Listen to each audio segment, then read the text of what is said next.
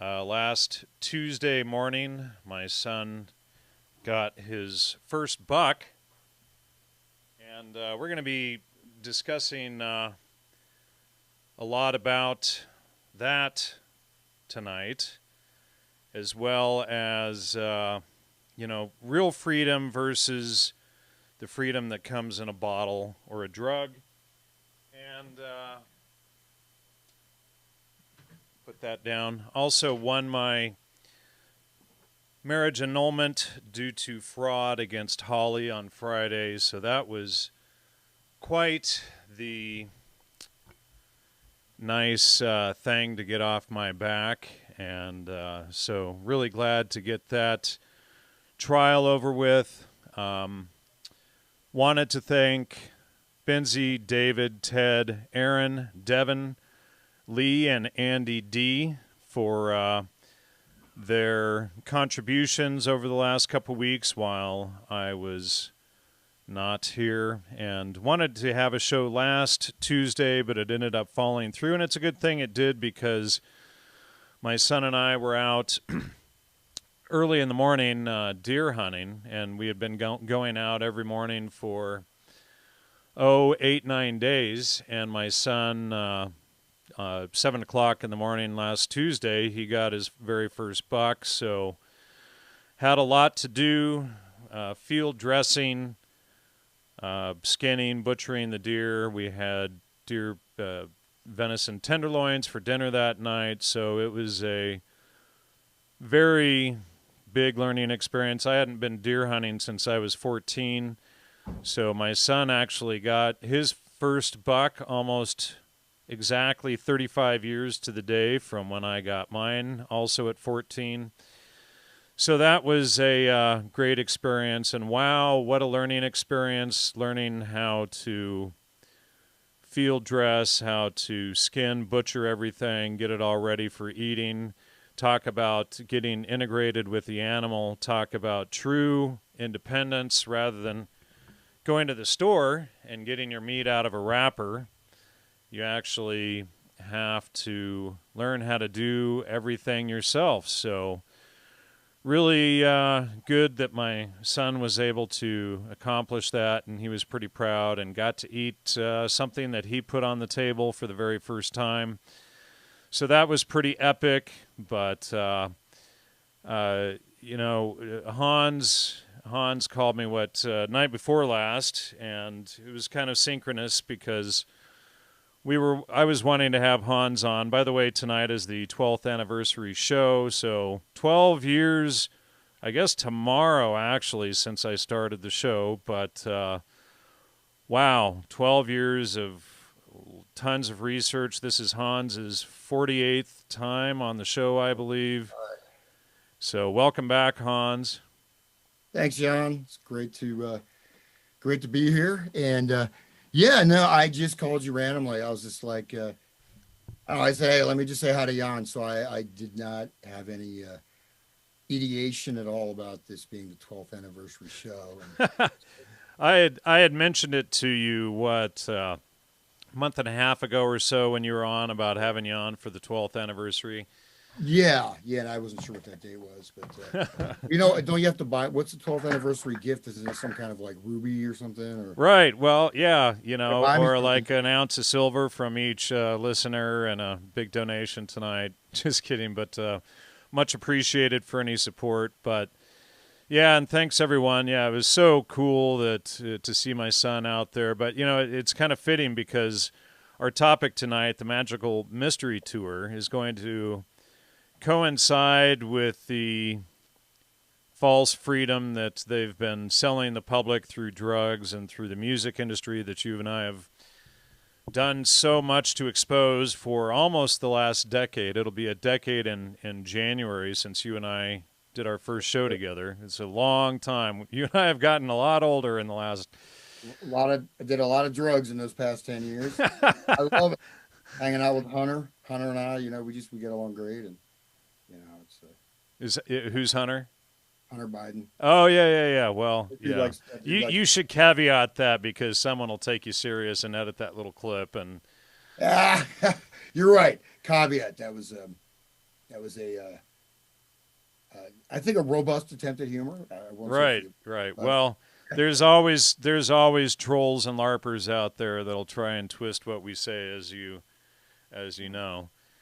But yeah, I'm really proud of my son for putting food on the table for over a month. Proud dad here, and it's a lot different than the leftist pride. One of the seven deadly sins is they parade about and who knows what in the streets of San Francisco and what all else for their pride, rather than actually accomplishing something and a major rite of passage for a boy becoming a man, etc.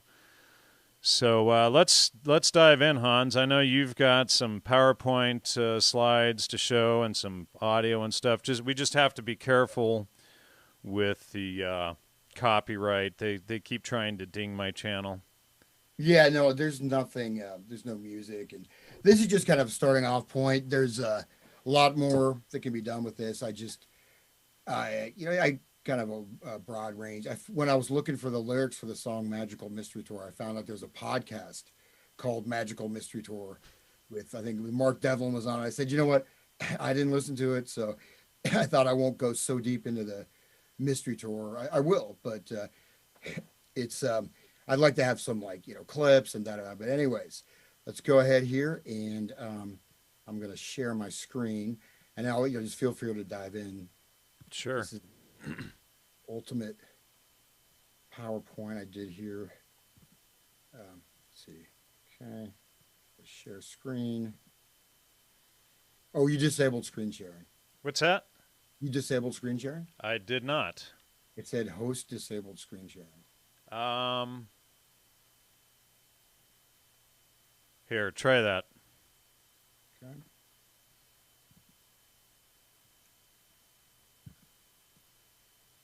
Okay, share screen. Let me see what the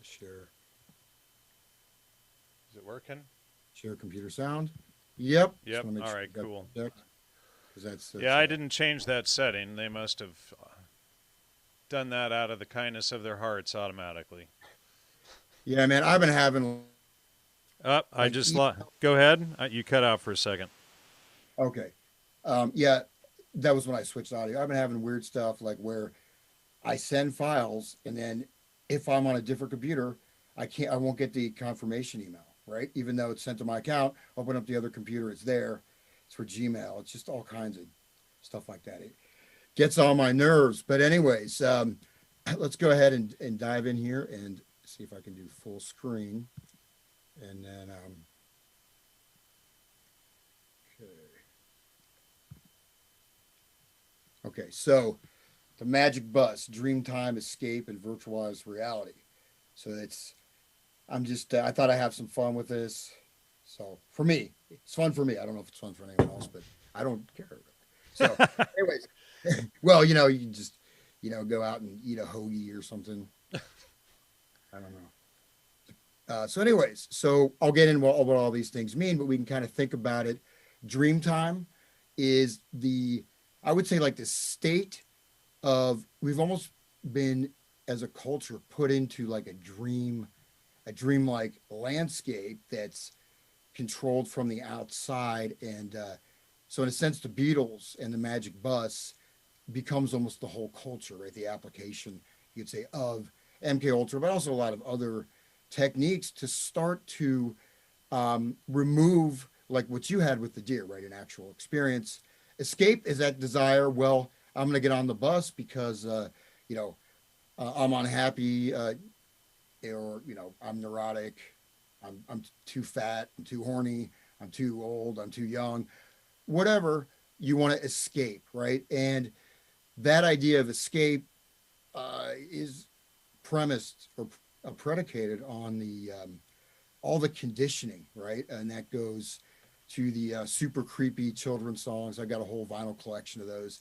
There's all kinds of weird stuff in those, for like the preschool kids. It just like, but that's one example, but just so many things, in the self-esteem movement, mental hygiene, all this stuff to make people think that there's something wrong with them, right? That fundamentally you are not capable of knowing your own mind, or you have to separate your own mind into uh, what you're supposed to be and what you're not supposed to be, etc. And so this, there's a big gap in a lot of people's lives. And one of the kind of the sad things is I think that a lot of people that are more free thinkers that probably could have a positive impact, are attracted and sort of drawn into things like the Grateful Dead, or this or that, or the Psychedelic culture.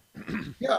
And there's a huge array of there's a lot of casualties, and we don't really know the full extent of that because Well, Hans, it was what, a year and a half or two ago. I went to a Dead and Company show just to kind of observe things in hindsight after all of your and my shows together, and see things from the perspective of the destruction that you and I exposed, for instance, in our series Laying the Dead to Rest, and for that matter, Music, Mind Control, and Psychobiology.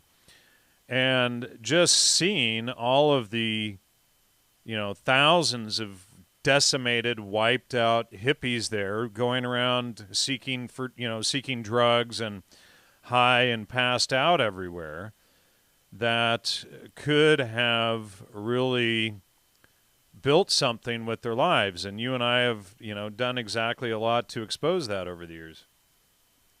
yeah. And well, maybe we'll talk about this a bit later about the Deadhead murders. So a guy named Sean sent me a link to that. I was like, wow, so there's all these deadheads that have been murdered. There's a long kind of history of that. So we'll get back to that later. And then the last point is virtualized reality. Well, the dream time, I'm linking to primary psychologic, somewhat occult methods, and more like experiential stuff, whether it's drugs or whatever it may be.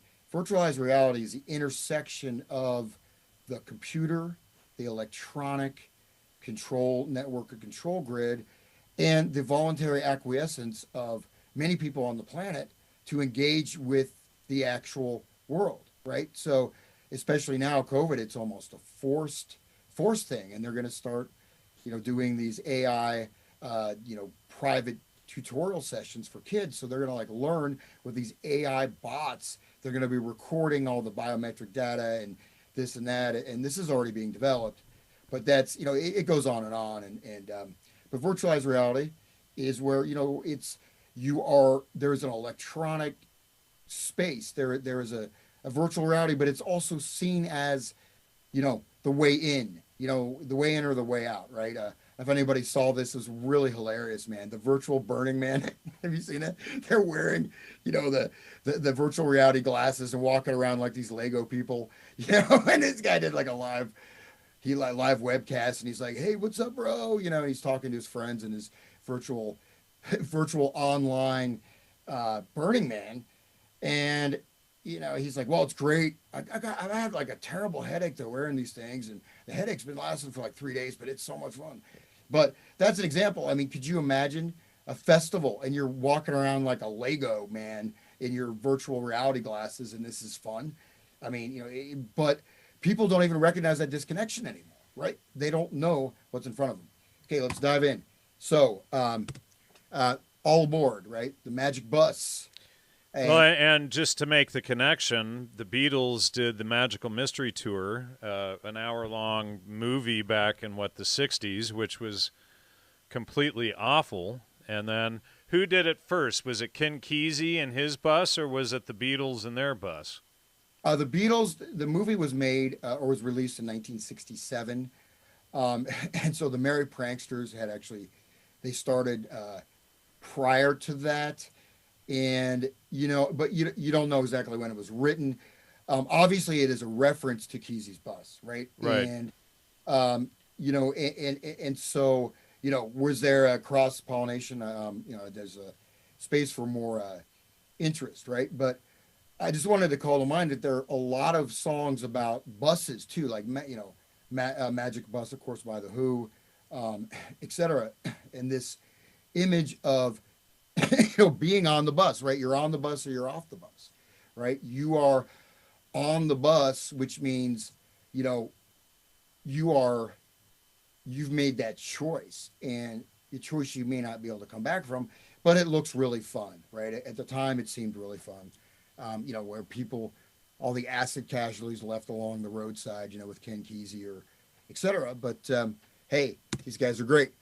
Um, so I'm using the bus as a metaphor for culture, ethos, right? Ethos, we can say that, and all that's implied with ethos, and worldview, et cetera.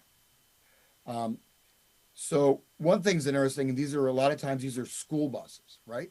So, if you're going to hypothetically think of something that's really cool, the magic airplane, the magic train, right? I mean, riding on a bus is not, my most, wonderful experience, generally speaking.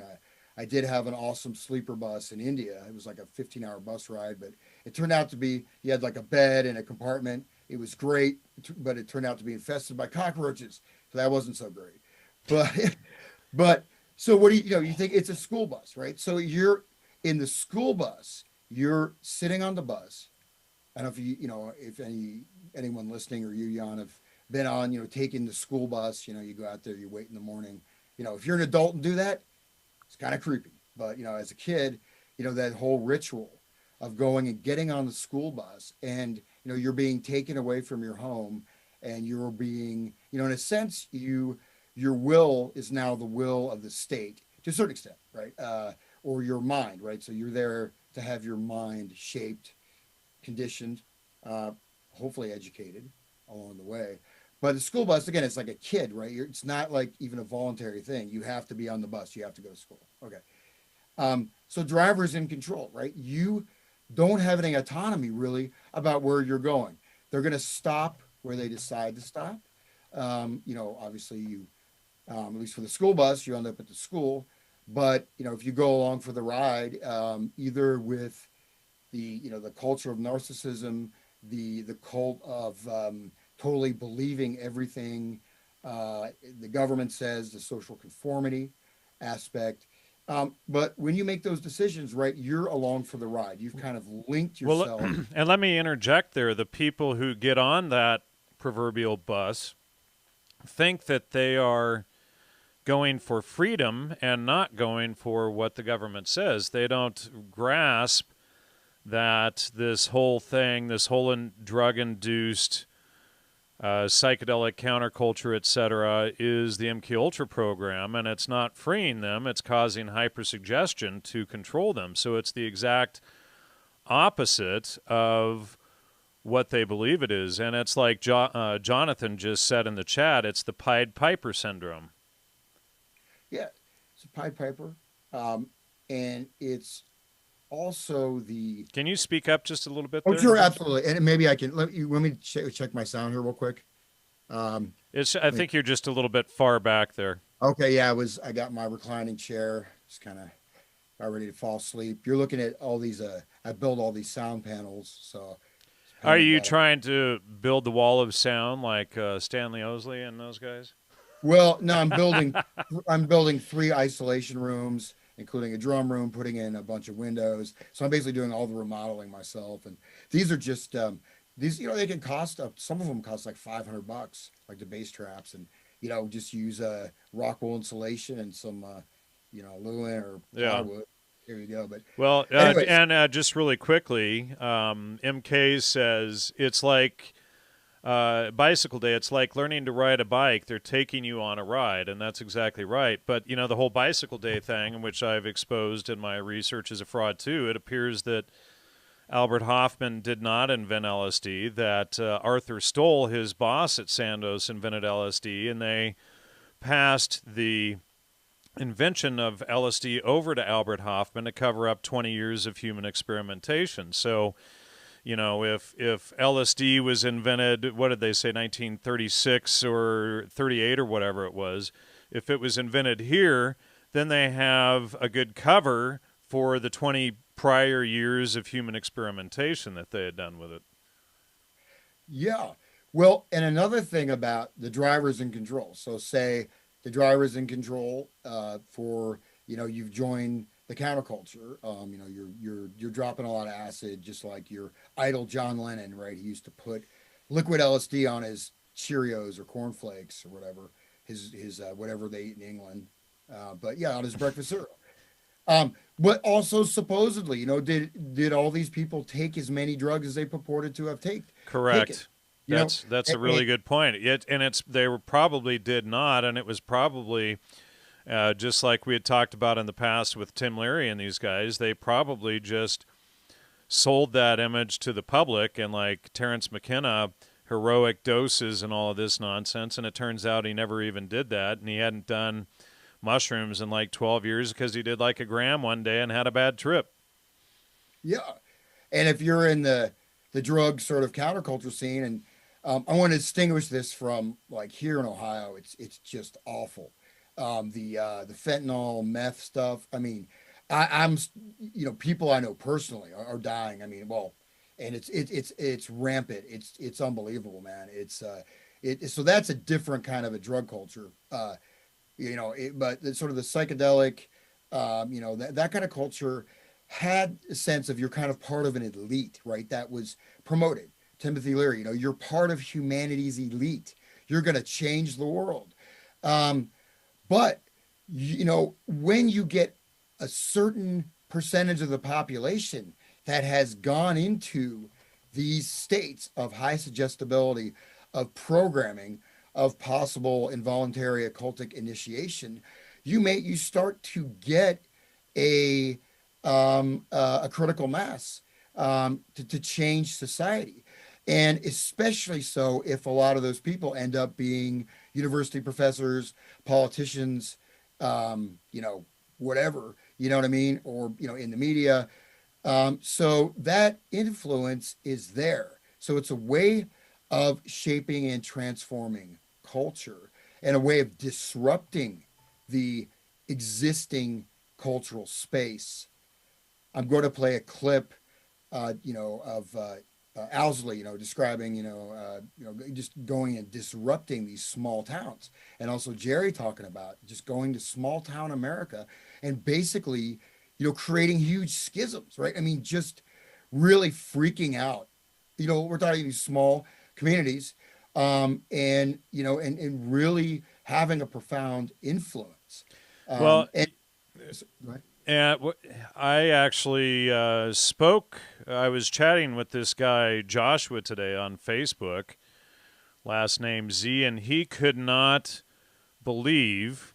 Well, first of all, he said, well, psychedelics were outlawed, so therefore they couldn't have been promoting them to the youth. And of course, I've showed Tim Leary's congressional testimony where he went to Congress requesting LSD and psychedelics outlaw, and then immediately after the drugs were outlawed, that's what kicked off the Summer of Love. But his whole argument was that the notion that Timothy Leary and these psychedelic gurus promoted psychedelics to the youth, what Leary called juvenilization and also pediommorphosis, couldn't have been real. And it's like, well, we didn't see them showing up at senior centers, trying to get people in their, late 80s and 90s onto psychedelic drugs, and we didn't see them putting those people on the bus. We saw them intentionally targeting the youth. Yeah, and let's look at, Leary. Again, I've sort of been collecting a few stories here and there, and I talked to some people that are old, boomers or whatever, and they know people in the 60s and 70s that took LSD once and were permanently screwed up the rest of their lives. And I've seen that in the ayahuasca daime stuff. And so, it's one of those things where, look, you can drink. Yeah, if you drink a whole, if you're never drank before, you drink a fifth of whiskey, you may die of alcohol poisoning, but you're not going to lose your mind permanently. You could smoke so much weed, you'll fall asleep. Okay, you could overdose on heroin and cocaine, but those are chemical, those are simply body's tolerance. You can die from drinking too much water. And I'm not saying heroin and cocaine are better, but LSD is something where you take a regulated dose, and it's almost worse than physically dying if you're permanently insane the rest of your life, right? You know, and I've this has been absolutely suppressed. Just like I've been trying to, kind of warn people about the Daime Church, and I've talked about this on the air, with all the spirit possession stuff, but it's so hard. These stories are scrubbed, right? Japan murders, Brazil murders, United States murders. Those stories are nowhere to be found. And the only stuff I could even track down were anecdotal stories like in forums and stuff, right? But they are promoting that big time, right? This is, cures depression, miraculous healing effects, this. Well, you know what? If you're taking an antidepressant and you take that stuff without getting it out of your system, goodbye, potentially for good, Yeah. right? Yeah. And this stuff is absolutely dangerous. And it's everyone knows that heroin and cocaine or even alcohol are potentially fatal, but how many people know that these psychedelics are fatal, but they're not fatal to your body? They're fatal to your brain, right? To your brain. Well, and let me read a couple of quotes here, because, and this is from Dr. Timothy Leary, who is, of course, an admitted CIA agent. But he says, from Koestler, I learned about juvenilization, the theory that evolution occurs not in the adult final form of a species, but in the juveniles, larvals, adolescents, pre-adults. The practical conclusion, if you want to bring about mutations in a species, work with the young. Koestler's teaching about pediomorphosis prepared me to understand the genetic implications of the 60s youth movement and its rejection of the old culture. Now, let me read you this quote from Marlene Dobkin de Rios that I had on. Yeah? Do you mind? I just want to interject, man. That is, I may have heard that before. That is an extremely powerful quote. That's, again, I just want to reiterate this. You may have heard this 1,000 times. I'm like your dad, but basically, pediomorphosis. This is changing the human genetic code.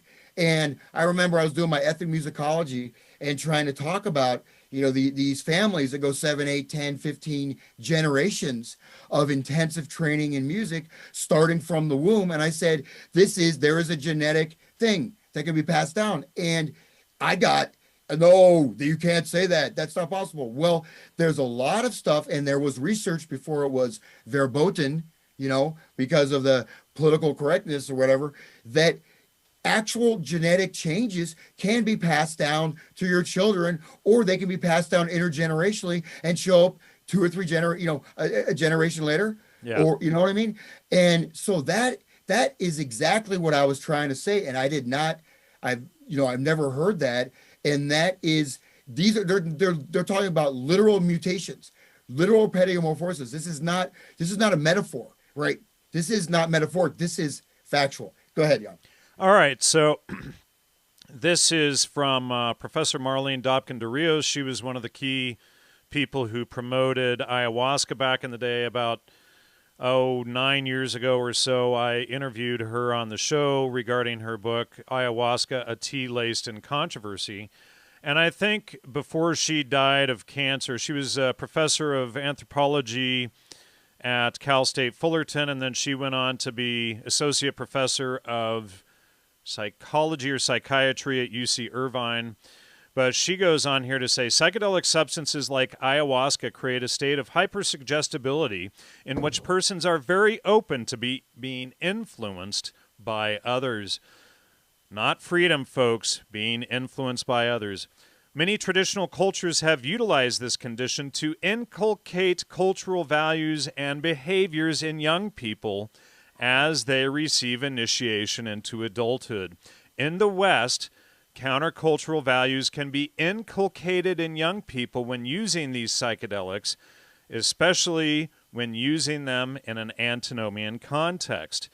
And, so what is key here is that word antinomian. Antinomian means of or relating to the view that Christians are released by grace from the obligation of observing the moral law.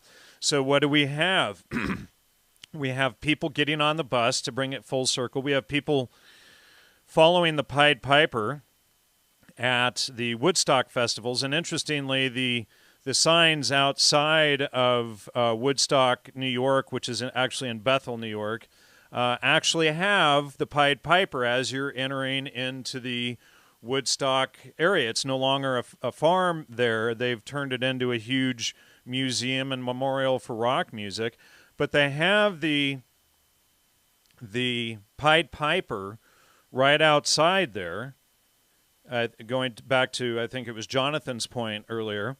And then, so what we see, though, beginning with Woodstock and these other music festivals, etc., is people then going out and fornicating in the mud like swine to their rock idols or their graven images. And so you're literally collapsing the society from, within, and then you're promoting it as freedom.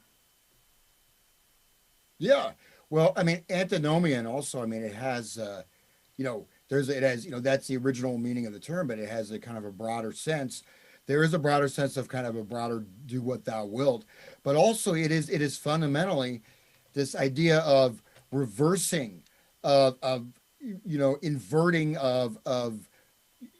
it's different from shattering. That's what I want to stress. It's sort of like an opposite, right? It's kind of a boomerang effect. It's like a mirror image. So you're not, well, just this is not a correct example, but say you're not destroying marriage, you're promoting people to become swingers while they're married, right? Well, That's antinomian.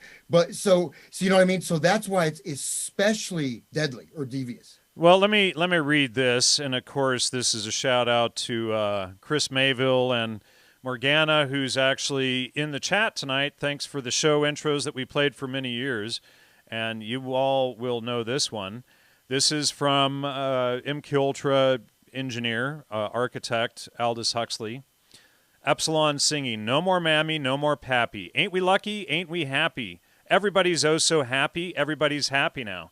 Sex galore, but no more marriages. No more pushing baby carriages. No one has to change a nappy. Ain't we lucky? Ain't we happy? Everybody's happy now. Dope for tea and dope for dinner. Fun all night and love and laughter. No remorse, no morning after. Where's the sin and who's the sinner?" Speaking of antinomian. Everybody's happy now. Girls pneumatic, girls exotic, girls ecstatic, girls erotic. Hug me, baby. Make it snappy. Everybody's oh so happy. Everybody's happy now. Lots to eat and hours for drinking. Soma cocktails. No more thinking. No more thinking. No more thinking. Everybody's happy now. And, of course, that's from Aldous Huxley, from Letters of Aldous Huxley. And that's letter number 757, published in 1969, page 809. Again, Letters of Aldous Huxley. Yeah.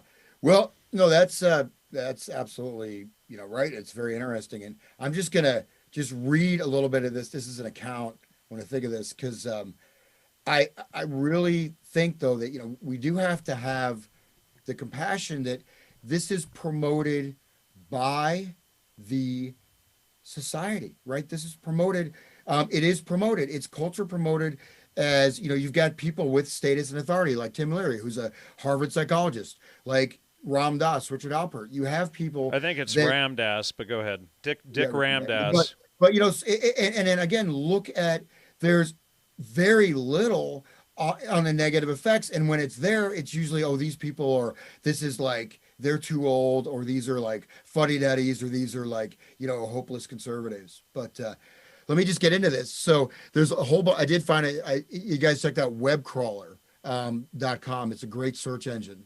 And so I searched on Google, nothing, but I got a bunch here. So well, I remember Webcrawler from way back in the day. It still works, man. I searched myself on Webcrawler, found a whole bunch of stuff that I haven't seen for like years on the internet compared to Google. It's kind of Google is absolutely terrible. I hope nobody uses that crap anymore. Yeah. So I'll kind of just jump a little bit around this, but I'll read some of this. So if you're reading this, then you're probably like me, a seeker. I too was searching for a solution to my low self-esteem, my spiritual curiosity. It all started when I met a dating coach who on the surface seemed like a chilled out, normal guy in a happy relationship. I want what he's got, I thought. I heard through the grapevine he did ayahuasca and DMT ceremonies. and that was the secret to his success. What's DMT? I naively asked. Little did I. Okay, you know. So, anyways, you can see, people go seeking, right? I mean, my brother was trying to get me to go there for health reasons. And unfortunately, my brother has passed away. So he's another casualty. Not necessarily directly from that, but it's really, so I feel very personally about this. If people think I'm getting emotional, I mean, so I mean, I know people close to me. I've every friend that I've had that was a big deadhead and a big burner is now dead. Yeah. Well, anyways, so I'll continue. So, like many people, I started Googling. I found out DMT is the psychoactive component in ayahuasca, Correct. a supposed plant medicine cure for various sicknesses such as depression, anxiety, and heroin. I'm addicted to heroines. I'm just kidding. You spelled heroin like you spelled the female, whatever. But as a work addict, okay. So took a businessman trip. Now we just go down here. Beginning of a living hell. I went home that night feeling a bit confused. As I walked home, the patterns on the pavements and drains really stood out. It was a bit overwhelming. The next morning, however, patterns on things like my floorboard felt really strange. So this is the next day. So what we're seeing is it should have worn off, right? You do a couple hits. DMT is supposed to last for a short period of time. 5, 10, 12 minutes tops. Yep. Okay. I tried to ignore it. Suddenly, I felt like I was having, I started having what felt like an anxiety attack. I had never had one before. But basically, next day she's still tripping. I began to experience what is known as DPDR, known as depersonalization, derealization. That is where there's so much panic in the nervous system that the body starts releasing opioids into your system because it thinks you're about to die. So life feels very dreamlike. Okay. And I won't continue with that narrative, but it goes on and on. But this person, they never came down. They never came down. And think about that. This dreamlike state that goes into the dream time and the virtual reality. And could that even become genetically transferred, or even the potential for that experience? And on top of that, okay, so in the ayahuasca brews, one of the components that is often included is datura or scopolamine.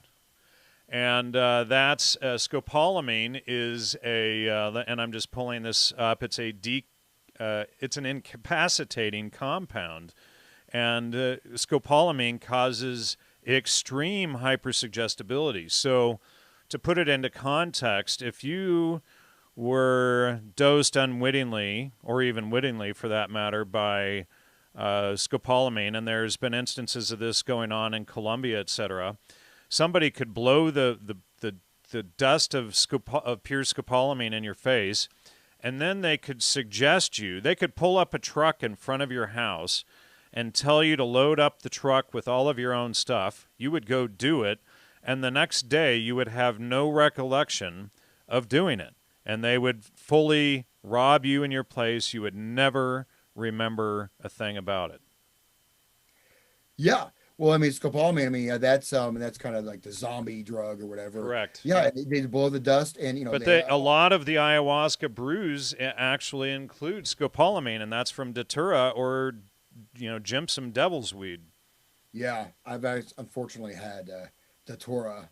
I was in India back in the day. They have a thing called bhang, which is just a kind of ganja preparation. It's like these little green balls, and you take it usually. I mean, and it's really like, I'm sure you can get really strong ones, but this was like some 10-year-old kid, would show up at the chai stall, and it's like 1 rupee wrapped in a leaf. So normally you take one, it's just very light buzz. I took a couple, and I was staying in this house, and then I started understanding their language, and I thought they were going to come up and kill me, and I was like understanding what they're saying, and then I was like watching a movie on the wall, and then I ended up climbing out the window with all my bags. I'm like, I said, I'm really high. I came back down, but that was datura. Datura is a really intense hallucinogen, and it's scopolamine. I think is a derivative. But Yeah, and, well, datura, scopolamine is the active chemical in datura.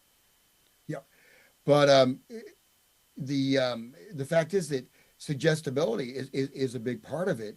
But I think what's even worse is the breakdown of the categories in your mind, especially if you have low self esteem, if you're not connected to yourself and your life, if you have sort of depression, emotional conditions that you can't access your own self to really know what you're feeling. Um, and there may be trauma and maybe this, that. So it's kind of like if you look at the mind, like the MK Ultra programming, right? So they have all these different alters, all these different altered personalities, and they're set up in rooms, right? They're all in these different rooms, and then they have different trigger words to bring up that altered personality. And they have these cube grids. Now I can't say 100% this factual, but this is what has been said about the program. And they have these cube grids where they'll split it up in all these different fractured personalities, and this is actually based on the Kabbalah, which is quite interesting. And so there's a lot of reputable stuff on this. It's not just BS, right? There's some stuff, during the Satanic Panic, you have some very qualified people discussing patients they're dealing with. So that's another part of that, is to create these kind of fractured personalities, and basically to lose your way so much in your own mind, you can never get back out. And that's what happened to that poor woman. Well, and then if you look at MK Ultra architect Aldous Huxley's books, such as Doors of Perception and things like that, he's telling people to stop thinking, stop using your five senses, the exact opposite of the trivium, for instance. Shut off all of the five senses and only believe what you see in this drug-induced primacy of consciousness world that is created by the drugs that the CIA and MK Ultra were selling and promoting to the youth. And so, and Jiddu Krishnamurti had a quote in his stuff. Let me just see if I can find it here. He said, knowledge helping man to ascend seems so utterly nonsense to me. And of course, Jiddu Krishnamurti was the false Christ that they wanted to present to the world, and he was good friends with Aldous Huxley. But it was all about shutting off critical thinking, shutting off perception and understanding of the world, and going with this mirror image of it that you said, doing the exact opposite, going with this antinomian world of sex, drugs, and rock and roll, and believing that that is reality and that that is your freedom rather than freedom itself. And when you and I had spoken on the phone yesterday or day before, you had mentioned the 10 directions. Are you ready to cover that? Yeah. You want me to kind of blast through this? I'll get in that. Sure. Okay. So actually, it's cool. This kind of what you have so many great points. So it's like I don't do all this work, but anyways, so the Magic Theater of the Mind, right? That's for madmen only. It's in the book Steppenwolf by Hermann Hesse, which was a profound influence on the philosophy, the mythology of the counterculture, right? And this is actually referenced directly in the Magical Mystery Tour.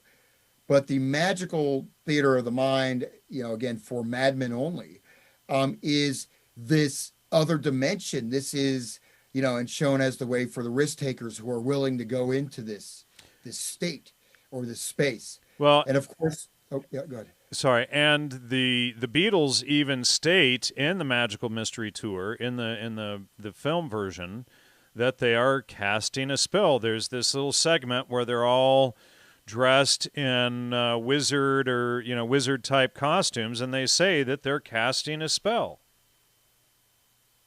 Yeah, and I'll we'll hit the actual movie in a second here, but with the film, what's interesting is you watch it, it just starts off as this really crappy vanity movie, right? And then But there's when they go into, and that's, that's when the LSD would be hitting too. If you take an LSD when you're watching in the theater, there's some really, really, really dark stuff in there that makes you put everything else in a context. But it's in a certain way, it's invisible. It goes directly to your subconscious because things that are terrifying can be blocked out of your subconscious. And when I watched the film again, when I was a kid, they used to show like Yellow Submarine, Magical Mystery Tour, at like the local community center, at the the science museum. You go there and sit there and watch these Beatles movies. Oh, these are great for like 5, 6 year old kids. You know, but and so then seeing that again, I was like, whoa, there was something that was done to me watching that movie, or at least I could not get those images out of my mind for a couple days. But anyways, back to the PowerPoint, and I'll try not to talk too fast. I know I just get so excited about life, but I do actually. Life is great. But childhood, use of generational symbolic conditioning, which is what I just referenced, but you basically look at generations. They're mapped out and you create different movements. For different personality types, you create different segments. You create different relational and relative cultural symbols, symbols for identity, media, other things. And these things form the basis for people's personalities that is something that we're not really, I think we're probably come to terms with it now. But if you look for 99% of human history or more, the child was shaped in the environment of the family or the extended family, or maybe if you're an orphan, you're a little orphan Annie, then you're in an orphanage, you're like a child slave or whatever. But there was not this massive external influencing the most intimate parts of people's minds as the parents become the me generation, or even earlier, no longer are really connected with their children. And it's a burden. It's not the most important role and responsibility you probably have in your natural lifetime, is to raise your children. And it's maybe the most difficult, but it's fundamentally the most rewarding. Okay. And then, as I already mentioned, once you're on, you can't get off. So with this scenario, up until maybe 100 years ago, there was a few things that most people did in life. You were probably a farmer and or a hunter and or an apprentice of some sort as a child, and you were taught in a specific trade that went down generationally. And you followed that trade. Now, trades and apprenticeships have pretty much disappeared in the last century. But these things taught skills of independence, whereas today everything is based on dependence, where everybody is domesticated. So most people don't know how to go out and source their own food. They think that food comes from a wrapper at the grocery store, and if the grocery stores collapse tomorrow, if they shut off the food supply, most people would go into a panic and wouldn't know how to get food. If you did kill the food, how would you get it from the dead animal to your table? How would you skin and butcher the animal? Most people today don't have this knowledge. And, going out there and learning all of this over the last week and a half or two with my son brought it all back from childhood when I used to go out and do this stuff when I got my own deer at 14. But now it's brought it back fresh into my mind. Yes, I can do this. Yes, and it's so instinctual when you get out there and you're actually doing it. You become, people are so, well, I couldn't handle the blood and guts and blah, blah, blah. Actually, yes, you can. It might bother you for the first 5 or 10 minutes, but then you become so one with the animal that you're preparing to feed yourself and your family with, that the blood and stuff no longer even phases you. You're just so busy learning and getting intimate with this animal, learning how to to cut it, and following the different lines of the muscle and what becomes different cuts of meat, and pulling off the sinew and this stuff, and it pulls you back to reality, to where humans came from for thousands of years before this century, and especially since 1938 with Aldous Huxley's Brave New World, and this whole blueprint for that it became for MK Ultra. So it's really refreshing, and I think for people that are interested, I think it's something that I'm interested in pursuing, as far as like teaching people how to do those specific things again, so that we can get pulled back into reality. Yeah, and just on that tip, and I'm gonna go back to the slides here. I didn't share that last one, but yeah, and look at, we're talking about culture, and look at, say, the movie like The Deer Hunter or Deliverance, right? I mean, what did that do to make people that go out in the woods and hunt? It basically created this image of these demonic or retarded, rednecks or this or that, and made it something fearful or scary, right? How many horror movies are set in the woods or in small towns, right? So, and these things can have a tremendous influence, especially if you're not, you're not sort of raised in that culture. Okay, we'll just skip ahead here. But anyways, so that's the last thing, the Magic Theater of the Mind. But again, like Steppenwolf, the band, right? Easy Rider, all these symbolic things fit together with the whole 60s, 1967, the 13 year, right? And then how that exactly ended.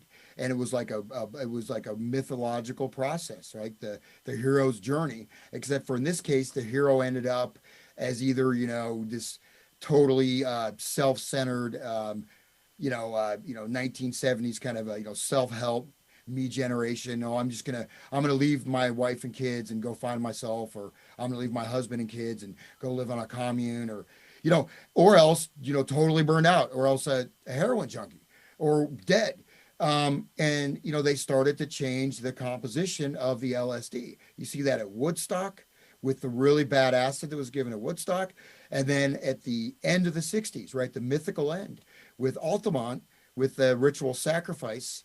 There you have the really bad acid, STP, right? This stuff is, it's just intense, like psychosis, and people are taking huge amounts of it because it has a longer onset time. So there you go. But anyways, this is from Decode, Encode, Engage. So these are methodologies of influencing and shaping culture through the media, which sort of came through advertising. But Swen Hughes, he's not just targeting the audiences, he's targeting people's minds. Decode, encode, engage. And this decode, engage technique, a verbalization technique also, they can show significant changes in the target population within a period of 24 hours. So this is a type of messaging or media, whatever context it's put in. It could be music. It could be a movie like Magical Mystery Tour. And so this model goes from advertising to information warfare. And I'll just read a quote, Swen Hughes. A weaponized narrative is a form of non-kinetic warfare that seeks to undermine an opponent's supporters' identity and will. It is messaging that generates confusion or political and social schisms that are in line with the creator's tactical and strategic aims. It is language that is designed to create specific perception and behavior change to help one side against the other. Doesn't that sound a bit like the 1960s counterculture? Yeah. Well, what's funny is Autumn just mentioned in the chat I'll survive, but if it gets like The Walking Dead, there's no point of survival, and that's kind of what we're getting at here. The deadheads are The Walking Dead. They're the people who are gratefully dead. They are under a drug-induced coma, and they've lost their sense of direction. And the Bible breaks down the dead, those who are dead in mind and have lost the truth. Yeah. Um, and just to amplify that, I mean, but I think I'll get to all we can go over an hour, right? You're not trying to keep this an hour, are you? No, go ahead. Okay, because I got all night, man. Because I told my wife it's anniversary with Jan. He's getting me, emerald cufflinks or something. I thought you were getting me emerald cufflinks. What happened? No, dude, I know it's my anniversary with you, so you have to get you're the leader, right? I'm the guest, so the guest is, I would say, the feminine role. So I would say that the gift goes for the wife. I mean, to the husband, or whatever. Okay, that was a little confusing, and that's what it's supposed to be, right? But anyway, so decoding is the transmission side. So you decode. I'm sorry, encoding. I had that out of order. I'm sorry. So encode is where you encode your message into a specific medium, whether television, film, book, political presentation, whatever it may be. Then the receiver decodes that, which means that they translate that input into their own thought stream and their own structure, right? So their own mental structure. And then the engage is sort of the little spin, right? Because encode, decode are normal kind of communication theory terms, but the engage part is, we'll get to it in a minute, is really where it's used to start to shape and transform society. Okay, and moving on. And by the way, the books, I had a couple people order books. I'm getting another printing because the cheapo printer I had just did a really horrible job. So if anyone was waiting, just letting you know. Get yourself an HP printer. They're awesome. Okay, for I can print out books. Can I bind them? Well, it'll do, I have an HP laser printer that I bought like 10 years ago, and it prints both sides, and it'll print a whole book in like 8-10 minutes. So, but to sell to somebody? Okay, well, I try. Well, I mean, if you're going to do that, you should probably go to Lulu or Yeah, Amazon, whatever the hell it's called or something. yeah, it's almost like $20 for a hardcover, one for the author's cut. That's expensive, man. But so I thought about making it myself, with like raw hide or something. But anyways, so we'll get back to the magical mystery tour here. So, and I'll just honestly, like, there are some pretty innovative and interesting songs in this movie. It's a very interesting audio production, for the movie. But the roll up for the mystery tour, and I'm not going to try to sing it. I guess I could sing it, but I'm not feeling the Beatles mood to sing right now. But it's the magical mystery tour. Roll up for the mystery tour. And this is when the Beatles are transitioning, right, from the lovable mop tops into the psychedelic gurus. And this happened in very short span of time, but, we see that same model again and again and again. All the Disney kids, Miley Cyrus, on and on and on. They start out as a certain thing. They're warped. They're changed into something else. And it's usually targeted people at 12, 13, 14 years old, and then by the time they're 16, 17, their idol has started changing. And just when they're most do you think there's any coincidence with Paul McCartney's death and the bringing in of Billy Shears at that point as his replacement? Well, I to be honest, like, I haven't really gotten into the whole Paul is dead thing.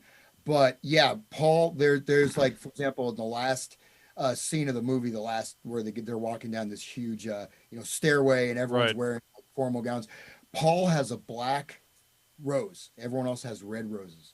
There's a number of hints in that. The walrus was Paul, and all this and that. So there's And the new Paul, Billy Shears, was about 6 or 8 inches taller than Paul McCartney as well. yeah, yeah, and I'm not, I'm neither confirming nor denying that, but it is interesting, and it would go along with all of this idea of reversal, right? Writing things backwards, having these kind of deceptions or perceptual things where, and that's part of the sleight of hand. It's also part of magic itself with a K in the Crowleyan sense. And so, and so there's all kinds of ritualistic aspects of this. And maybe one day I'll go over, all the numerology and all the dates of all this stuff. It's really, there's a whole bunch of stuff. It's looks to me like this stuff was thought up probably in the 30s, 40s, and 50s, even into the early 60s, and then deployed. I don't think this whole 60s counterculture thing just, they just thought it up like in like 1965. Hey, let's promote hippies. I think it was a long time coming, at least on a conceptual level. But Correct. but anyways, so with the movie, like I said, it begins just kind of inane jokes and just kind of silly stuff, and these guys, they're just goofing off, and these guys are so lovable and just such fun guys. And yeah, this movie looks like I like the Beatles, but this movie just looks like it's just crap, right?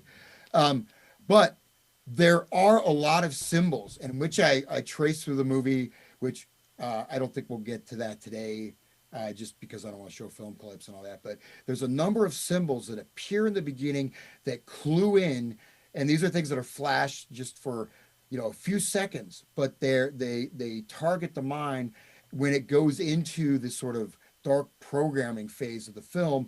These symbolic references are there.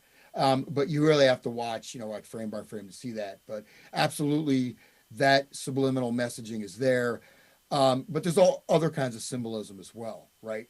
And some of it, again, it's that idea of humor. This is just silly. We're just a bunch of lovable mop tops, and and they're wizards. Oh, we're just the wizard, and Paul has a red nose too, right? That's another thing with Paul. But Paul has a red nose, but it morphs into, like with George Harrison, and when they enter the magical theater of the mind, George Harrison's song goes into really disturbing footage, even frame by frame, like kids dancing around in circles wearing masks and all kinds of stuff that it may have had an effect on me when I was a kid, because like I said, I was like, whoa.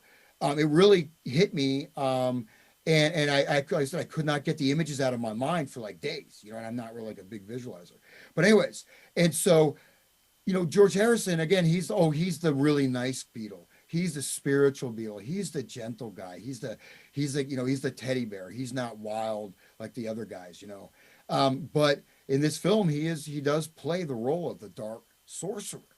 And in a sense, the Beatles were cultural sorcerers, right? They were weaving magic spells that transformed Western society permanently. And we're living right now. This is real time. That this is what this was working towards. We're on our way there. I don't want to say how close we are. I'm trying to be real upbeat and positive, but it could be, could be like next week, man, or next year, but it's here. I mean, I don't think anyone can deny that this stuff, even what I said about Pokemon Go, and then you have your contract tracing apps based off of that, da, da, da. I mean, everything we talked about is manifesting real time in front of everybody. And so, anyways, move on. Unless you want to chime in there. No, go ahead. Okay.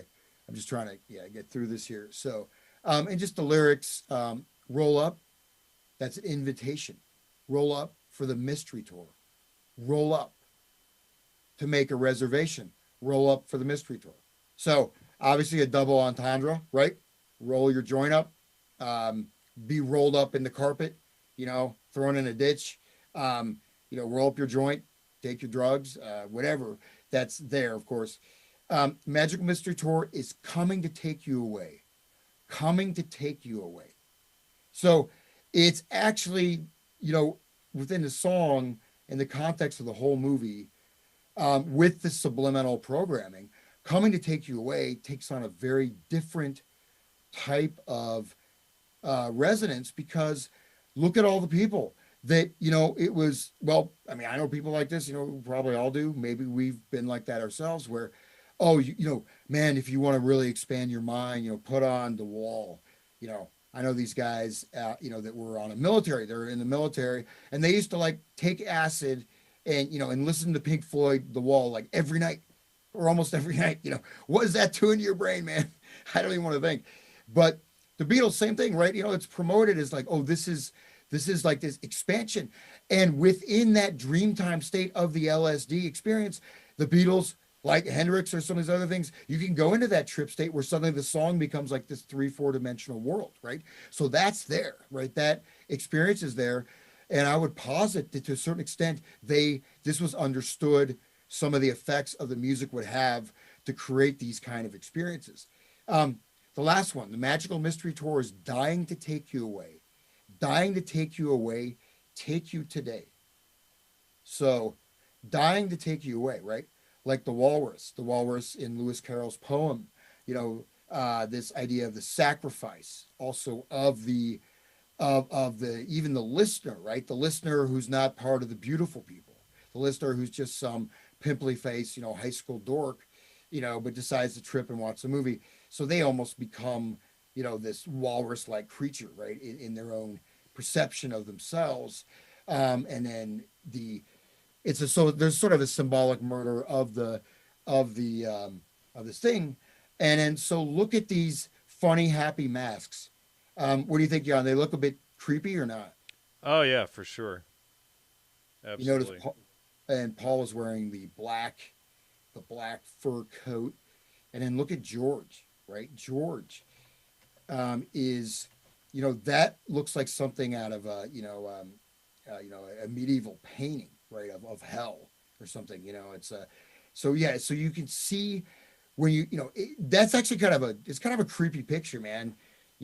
I wouldn't take my 5-year-old to see that, but anyways, um, so lots of symbolism, which I won't get into all of it, but we can see George Harrison multiplying all these different numbers and colors, and these symbolic realms that are brought into the encoding process, right? So in this case, the encoding is encoding to change your mind and potentially push you into a different kind of a space, perhaps a very negative space, um, and potentially to seal parts of yourself off, right? These walls of fear or anxiety associated sometimes with the breakdown of personality with psychedelic experiences can create psychic walls that can be almost impossible to jump over or move behind, right? Because there's so much connected with them. It's just, you just want to make it subconscious. Um, there's the Eggman. There we have John Lennon, the Eggman, which is also kind of a weird thing with the white head. Of course, the egg, fragile egg, right?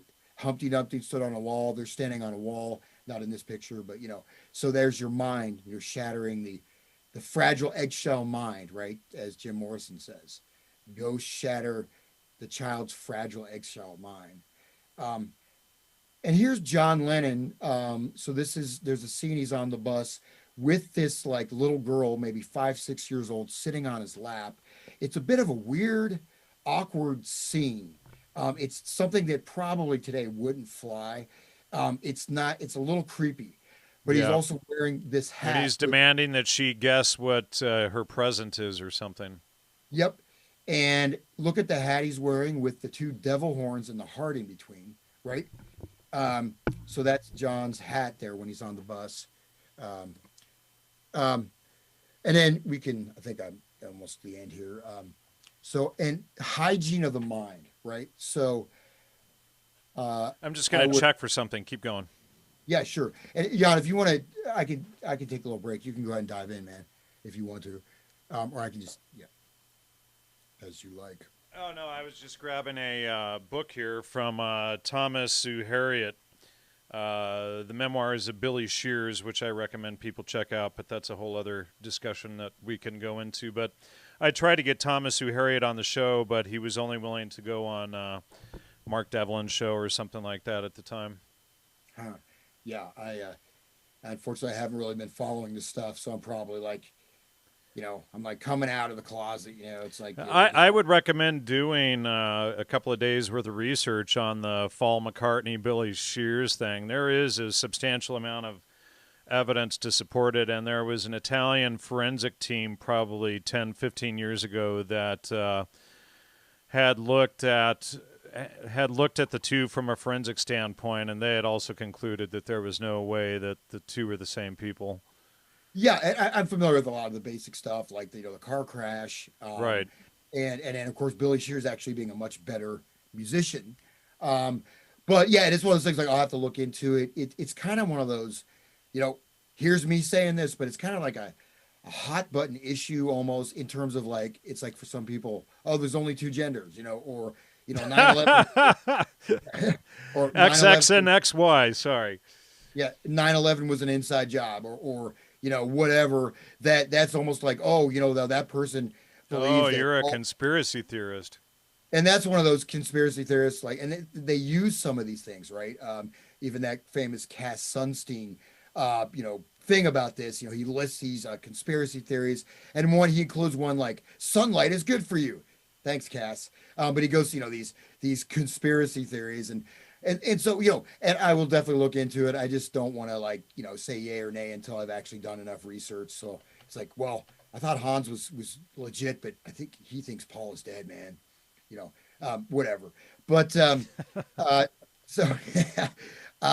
so hygiene of the mind, right? So mental hygiene, which is a really big topic, but mental hygiene is that ties into pedomorphosis also. Pediomorphosis, correct. Pedomorphosis, pedomorphosis.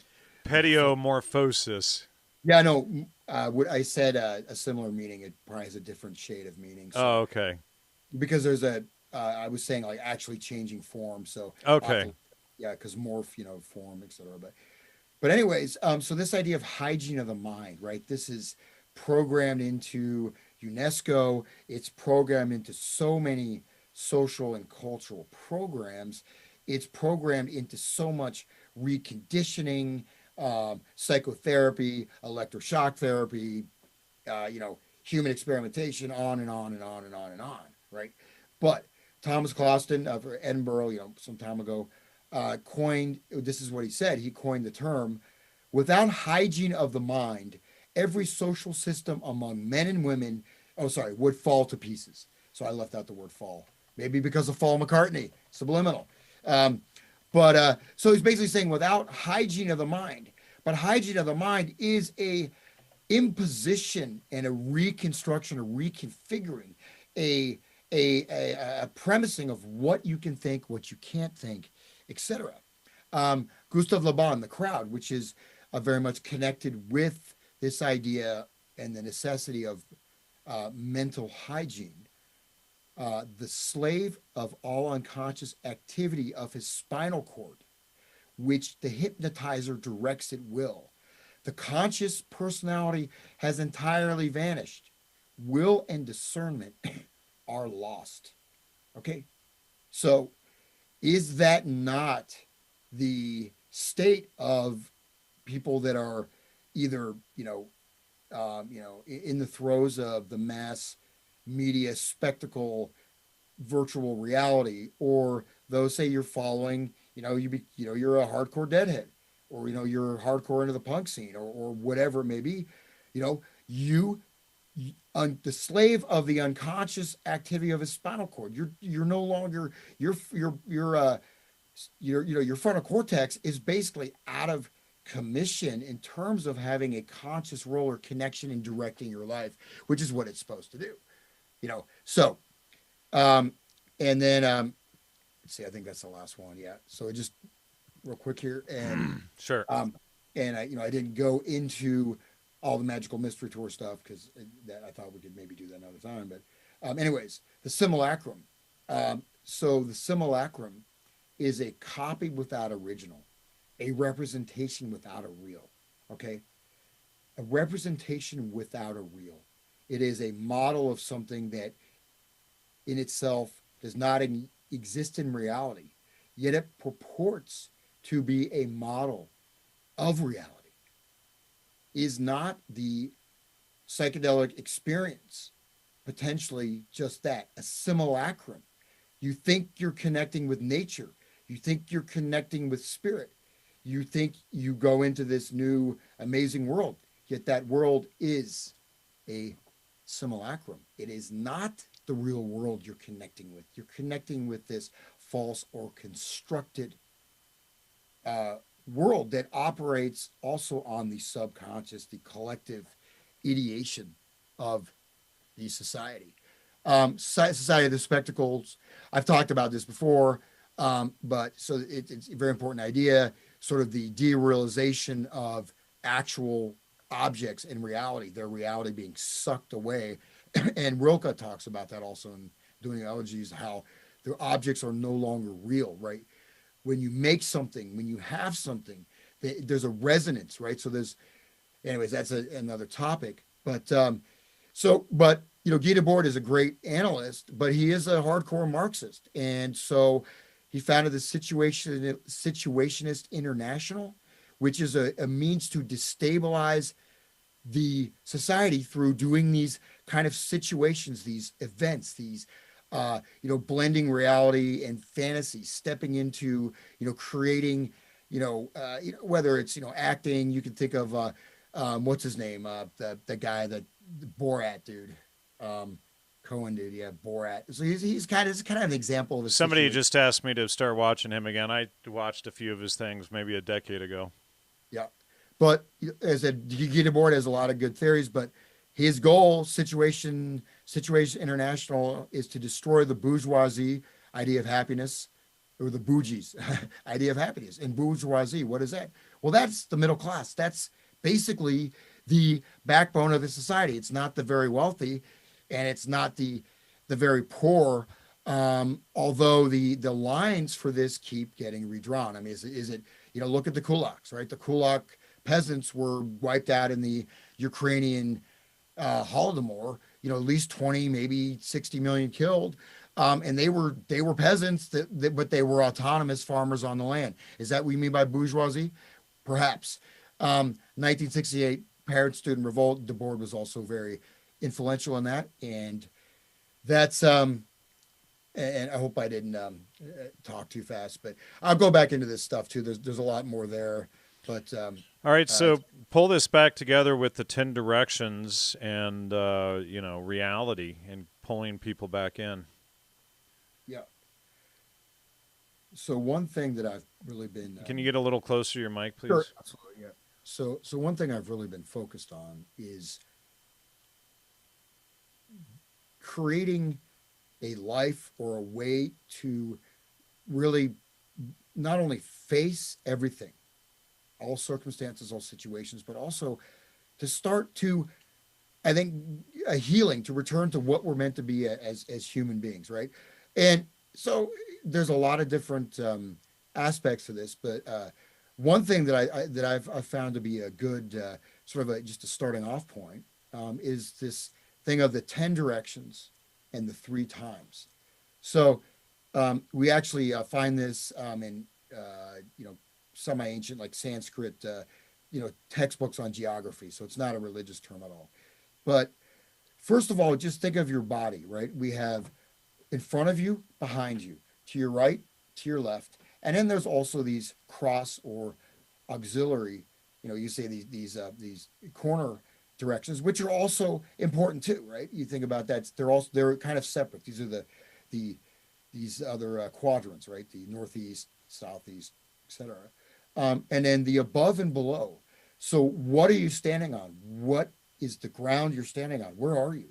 Right? What's above you? Um, and that relates to drawing yourself back into the real world, not only by starting to just observe and just connect with your own body, just going back to that basic level, right? I mean, if it becomes zombie apocalypse, it's going to be This is, you got to deal with this, right? Unless you got like an army behind you. I mean, it's really going to be you in the real world, not in the the video game space. And so what's above you? Well, that's obviously just even being aware of what's above your physical space. What are you standing on? So then you realize, well, you're supported, right? You're supported by the earth. You're supported by a chair. But also what's below you? What's the foundation of your life? What is, what do you almost take for granted that is actually founding your life? What is your ground? Is your ground perhaps not stable? Or maybe you need to change, right? And then what's above you, right? What are your aspirations?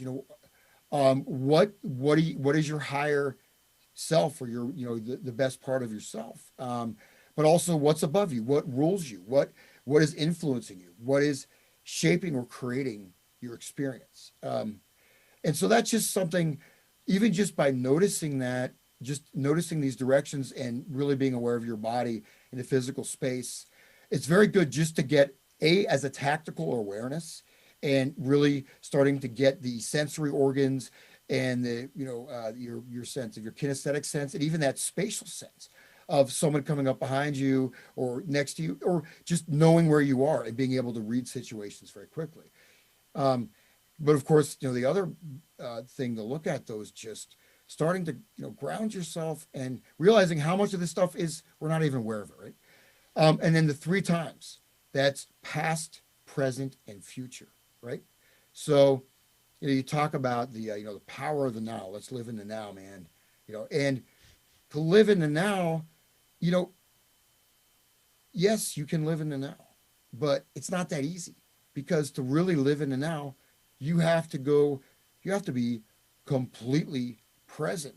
And you also have to, go through all the other things that are influencing you. You may not be aware of, right? There's all your mind is going to wander here, there. You may have, suppressed trauma, stress, anxiety, whatever. So just saying, oh, I'm going to live in the now. Well, of course you did. Now it's just it's, we're already in different nows, right? So, but just seeing yourself with this directional access, and in noticing the past, present, and the future, you're referencing the past. You are, yes, time is always moving, but you have your own past. You also have your own history. You have what you're connecting to as the history of your culture, your ancestors. You have, but you also have how you experience the flow of time. Are you so much caught up in trying to do your day-to-day, rat race, or texting, or Facebook, or sexting to Hunter Biden or something, and you're not really, your past is your present, because you're just in these chains of things. You're not really here in this world. You're in this thing, so you're actually constantly in the past of these messages, right? But we're always moving into the future, right? We have our futures that we could be afraid of. I have to go, meet somebody, I have social anxiety, or we're all going to die of COVID. So that's an example of your relation to the future. But the future is also your horizons. It's like, what do you want for humanity, right? But it is centrally, what are you doing now, and what you're creating your future. You are on that timeline. So that's, to me, is how you get into the now. Then, because you cannot disgorge yourself of the past and the future, the present. I mean, you can maybe transcend that potentially, but you're not going to get there by having like a cut up film where, oh, I'm in the now, or I'm really happy, I'm partying and I'm taking ecstasy and I feel great, and I'm in the now. And then what's your future? What are you know what I mean? So that's Yeah, what's that's my the little career. future that you're setting up with that behavior? 1, 2, 5, 10 years out. Does it lead anywhere? Are you pulling yourself back into reality, or are you calling reality a facade of the senses, and you need to believe in primacy of consciousness, where the world is only a reflection of you? You are not of the world. And what is the most egoic thing that you can possibly believe? That you are of the world, or that the world is all a reflection of you? That we each have our own agency to act as ourselves, or everyone is just a mere reflection of you and nothing more. And so when we get out of that egoic sense that everything in the world is merely a reflection of ourselves, and that, reality is real, then we have to face the next step as well, that, well, if reality is real, then you, Hans, have your own agency, and everybody else has their own agency to act as they wish in that reality. And then it pulls us back out of that primacy of consciousness, partying, drugs, ecstasy, raves, ayahuasca, LSD, MKUltra, Subproject 58, magic mushrooms, etc. And it makes us focus on what we are truly seeking, which is freedom. Is freedom in these drugs and blowing our minds, or is it establishing a way that we are actually independent in the future? Is it going and buying LSD from your, drug dealer, or is it learning how to hunt, or learning some skill that truly makes, or farm, etc., some skill that truly pulls you out of that, excuse the term, matrix, And, Yeah. and interestingly, hunting with my son last week, when you are out there, going through the bush and tracking a deer, you're in that here and now the whole time you're doing that. You don't have time to think of all this other stuff going on. You're tracking that animal. You're right there. You're living in the moment. You're paying attention to your surroundings. You're becoming one with that animal, learning to track it. Once you've tracked it and got it, then you're learning to, then you're hunting it. Then you're one with the animal, literally, as your arms are up inside of it, field dressing it. Then you're one with the animal and the reality, the here and now, when you're skinning it, when you're butchering it, when you're, putting all the cuts of meat in the freezer. All of these things pull you back to that reality. And then you can forecast, okay, well, is this something that's going to benefit my future? Is LSD going to benefit my future, or is having this supply of food and this knowledge of being able to be independent something that, as I went into it, okay, oh my God, I have to butcher this deer, and how do I do this? To now I've butchered a deer, and now I'm not afraid to do it again. Now I can get out there and do it again. Now I'm looking forward to elk season. Now I'm looking forward to quail season, etc. And that independence. And then every time you're out there actually in nature and understanding the cycle of life, that all life comes from death and it's this exchange, then you are in that moment of the here and now.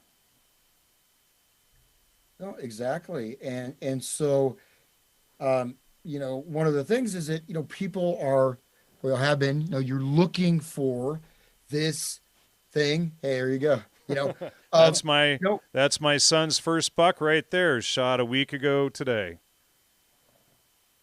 well, And having to learn even how to do this. And just to interrupt very quickly, and then I'll pass it back to you.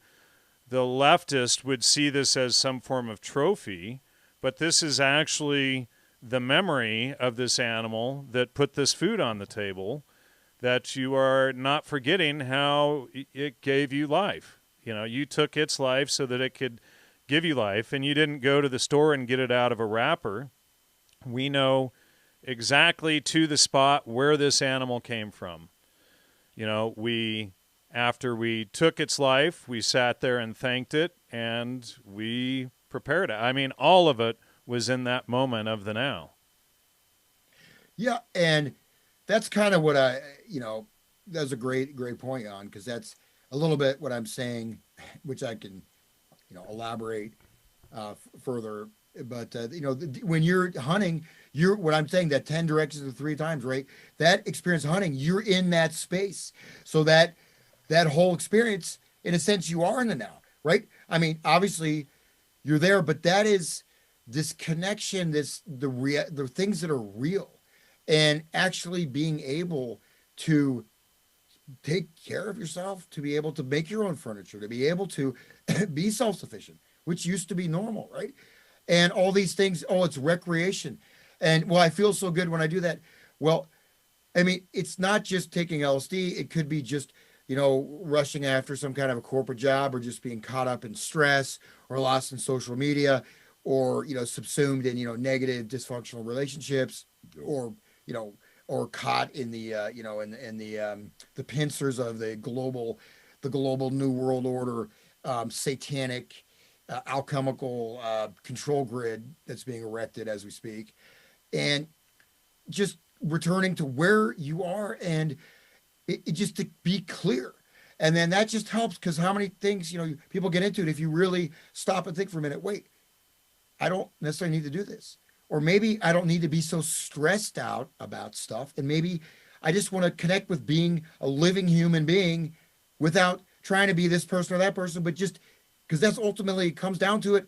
You're on the land, you're on the earth. That's it, right? If you got nothing else, you have to, you're naked, you could still survive. You don't need all this. But how many people can even enter into that space, which it's a challenge too, right? It's real. You're holding blood. You're actually facing death.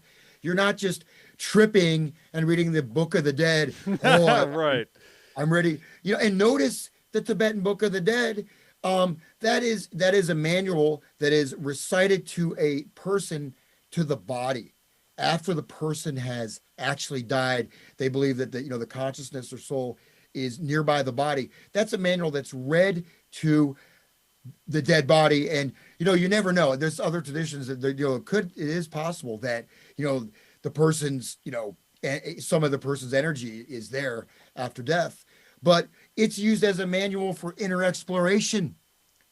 What's that going to do? What are you going to get caught in the Bardos, the hell realm? You're going to, it's a manual for deconstructing the mind, giving children tools that don't have the strength to survive on their own, that are from cushy suburban households that think electricity and food and water and cars all just manifest, right? Tripping, getting back to Nature of the Dead show, you got to go, oh, you lose your car keys. Oh, suddenly, it's not so natural anymore, is it, bro?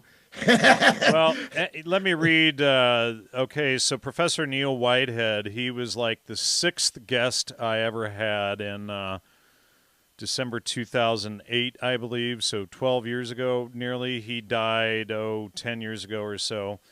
But he wrote, shamanism is a burgeoning obsession for the middle classes around the globe.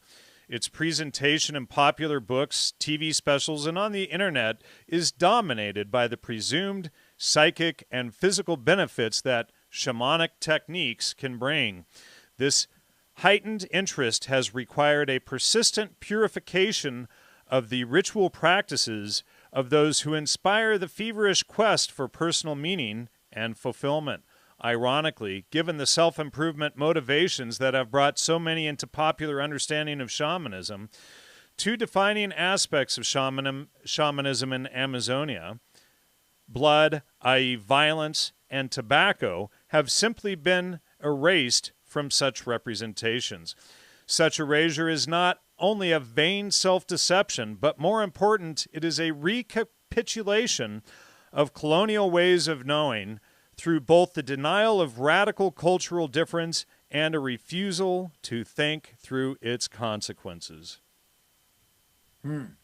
Well, I don't know so much it's colonial as either, because, someone, in academia, I have some like really expensive academic research stuff I've done that's available. The books are like $500 or something. So well, he's talking about really like, and he lived with the Kanema, the dark shamans in Amazon. He was a victim of a Kanema attack, whitewashed into this neo-shamanic, pseudo-shamanic nonsense that the middle class people follow today that they think is real shamanism. And it's totally removed from that, and and so therefore he's arguing it's it's in that sense, it's the same as the, colonial measures of the conquest of the Amazonia in the first place. Yeah, no, I wanted just to, what I was going to get to is that, this is actually Boasian anthropology, which talks about cultural relativism, right? Then you have Margaret Mead, and a lot of the work, like Alan Lomax, which came up with this scale, which all these this guy actually Alan Lomax was a genius. I mean, his Cantometrics is an amazing system because he created this numerical classification of all these different features of music and tied them in with particular social organizations like a tribe, a this, or that. He had, and it's, and then you've got, Margaret Mead, of course, became part of cybernetics, et cetera, et cetera.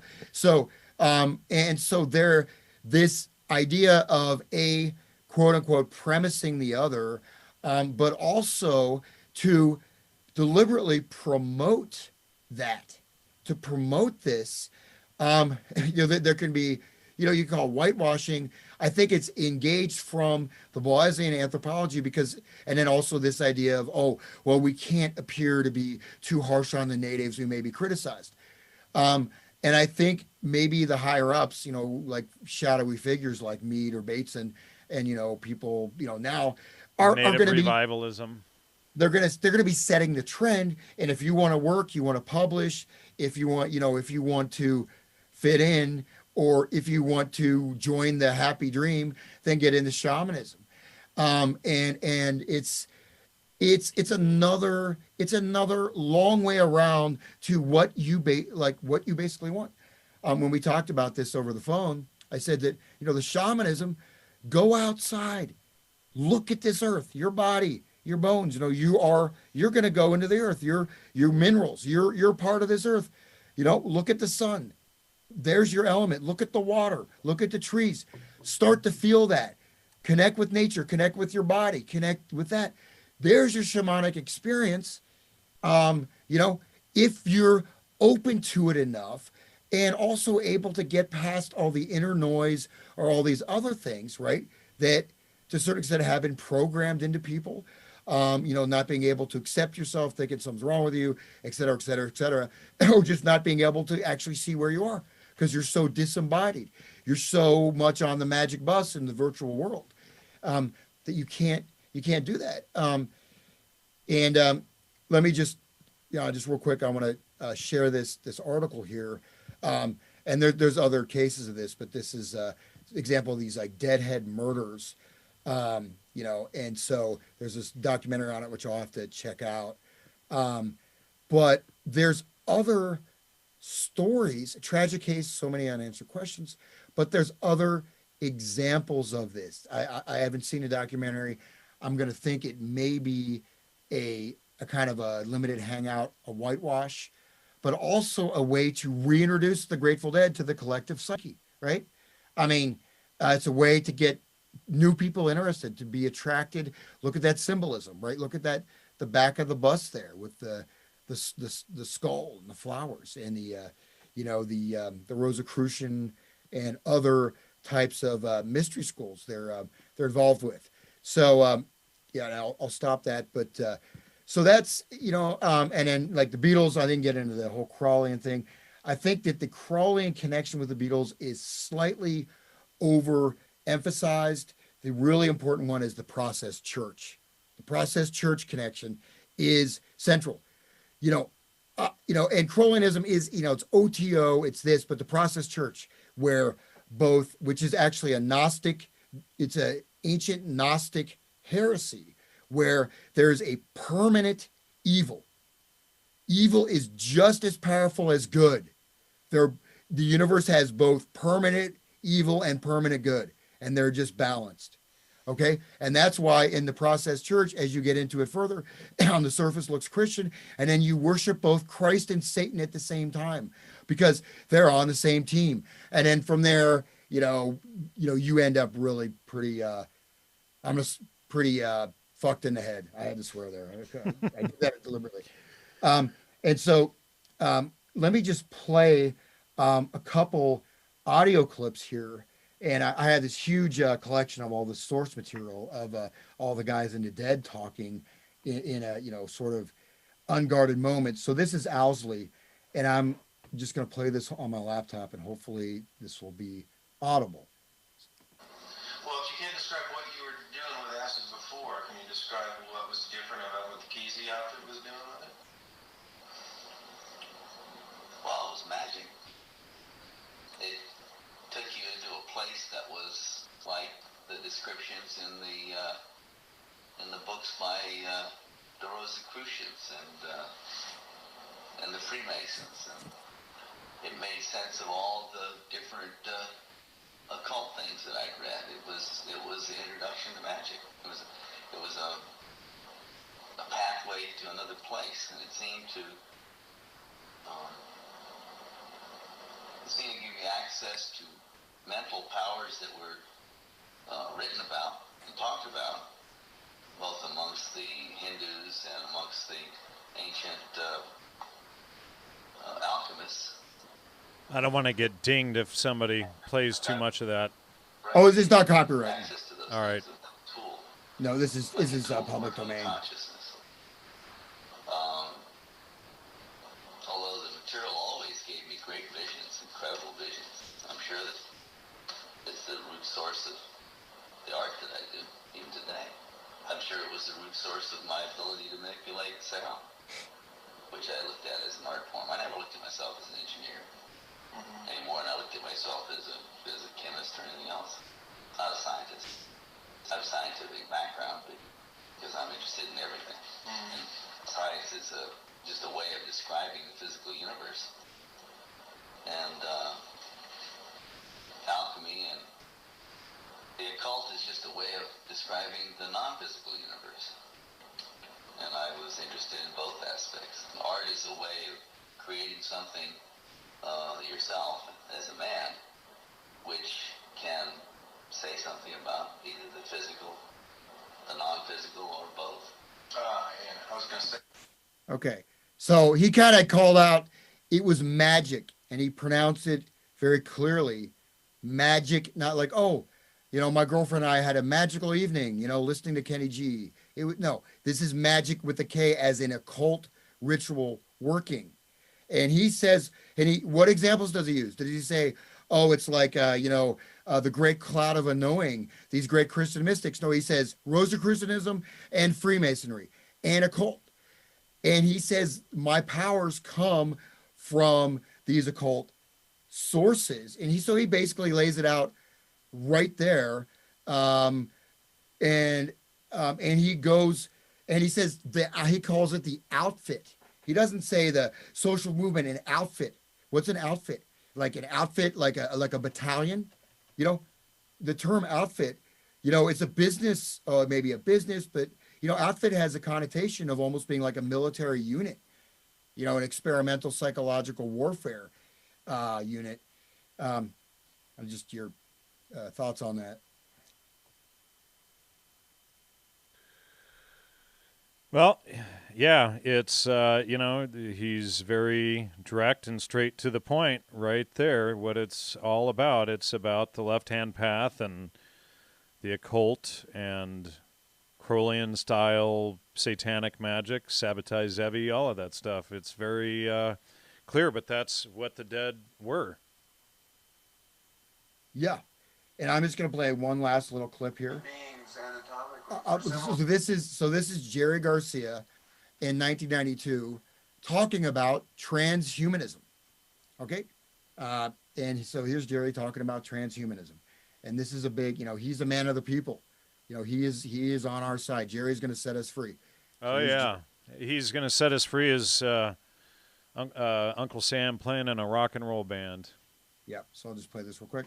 Beings anatomically for several 100,000 years, wandering around, hunting and gathering, and then suddenly, at the same time, they started painting caves. They started multiplying. So what this paleontologist that I quoted has the theory that the first art and caves were really psychedelic experiences. Yeah. And the reason that they were is so that, because the tribal encyclopedia, the amount of information that people needed to know in order to moved to a new way of life, suddenly increased. That's right. Yeah, that's so a good notion. Yeah, the point is there's more information now than you can pass along comfortably in an oral tradition, say a strictly speaking culture. That's a problem. Nobody's delineating. Nobody's concentrating. Right. There's a lot of extraneous stuff, like for instance the satellites that measure the atmosphere. Yeah. There's billions and billions and billions of bytes of data, only maybe 2% of which are actually useful. They don't know what the rest are for. They don't know what good they That's are. right. But People want to fly through that. fill up tabs in there. Yeah. And anyway, who knows for sure how complex or how Hold on, I'm going to crank it up here a little bit because people are saying they're not hearing it. Or are you done there? Oh, shit. All right, I'm going to crank up your volume all the ways just so people can hear that better.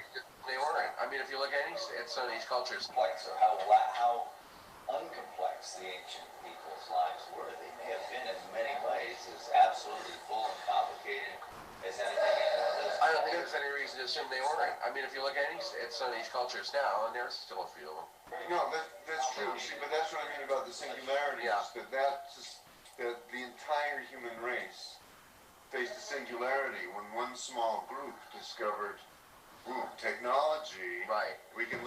Yeah, it goes on. Basically, I know it's a little bit confusing. I'll just kind of summarize. They talk about hunter-gatherer, how men lived as thousands of years as hunter-gatherers, and how did we evolve? By taking psychedelics. Right. Cave art. Well, and Right. that's just like Terrence McKenna's BS stoned ape theory that was heavily promoted by guys like Joe Rogan, and then you start looking into it and it's completely nonsense. And McKenna fudged his citations to guys like who was it, Roland Fisher or something like that. He totally faked the citations and misquoted Fisher to make his arguments about visual acuity and all this stuff, which ended up being completely nonsense.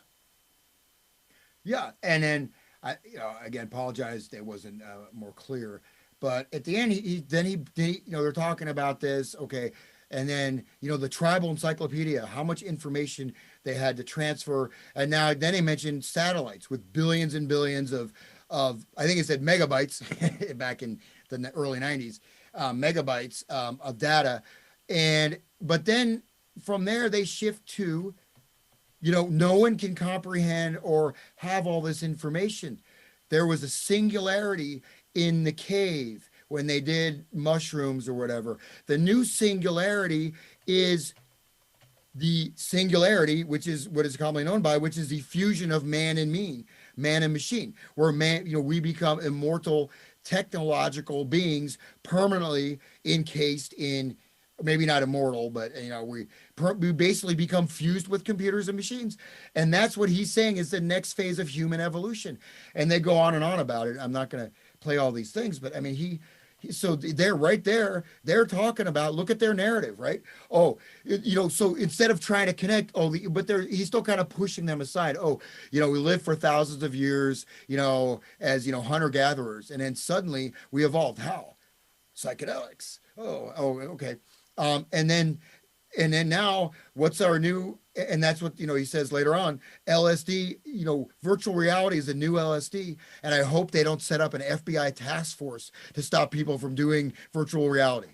Yeah, Jerry. Like they're going to like, oh, dude, I'm going to bust you for your VR glasses. But he said, and you see, it's completely fused. It is the same thread, which goes to completely controlled. Everything you do is monitored. Your body is, electronically influenced, whether externally or through implanted devices. Right. Well, your mind, you instead of having your brain burn out from LSD or be psychologically confused, you can heal from that. But once you're locked into the cyborg matrix, like those guys, as Lego people, taking, DMT and going to the virtual Burning Man, which is, there you go. There's your virtual Burning Man. There's Jerry's dream come true. That's our human future right there. That is what, at least according to Jerry and according to the Beatles and according to our current masters of reality, that's what's happening. So. And so it was members of the Merry Pranksters, including Well, Dorothy Fadiman's husband, James Fadiman, whom I had on the show many years ago, he helped invent the computer mouse. Timothy Leary was heavily promoting virtual reality before his death.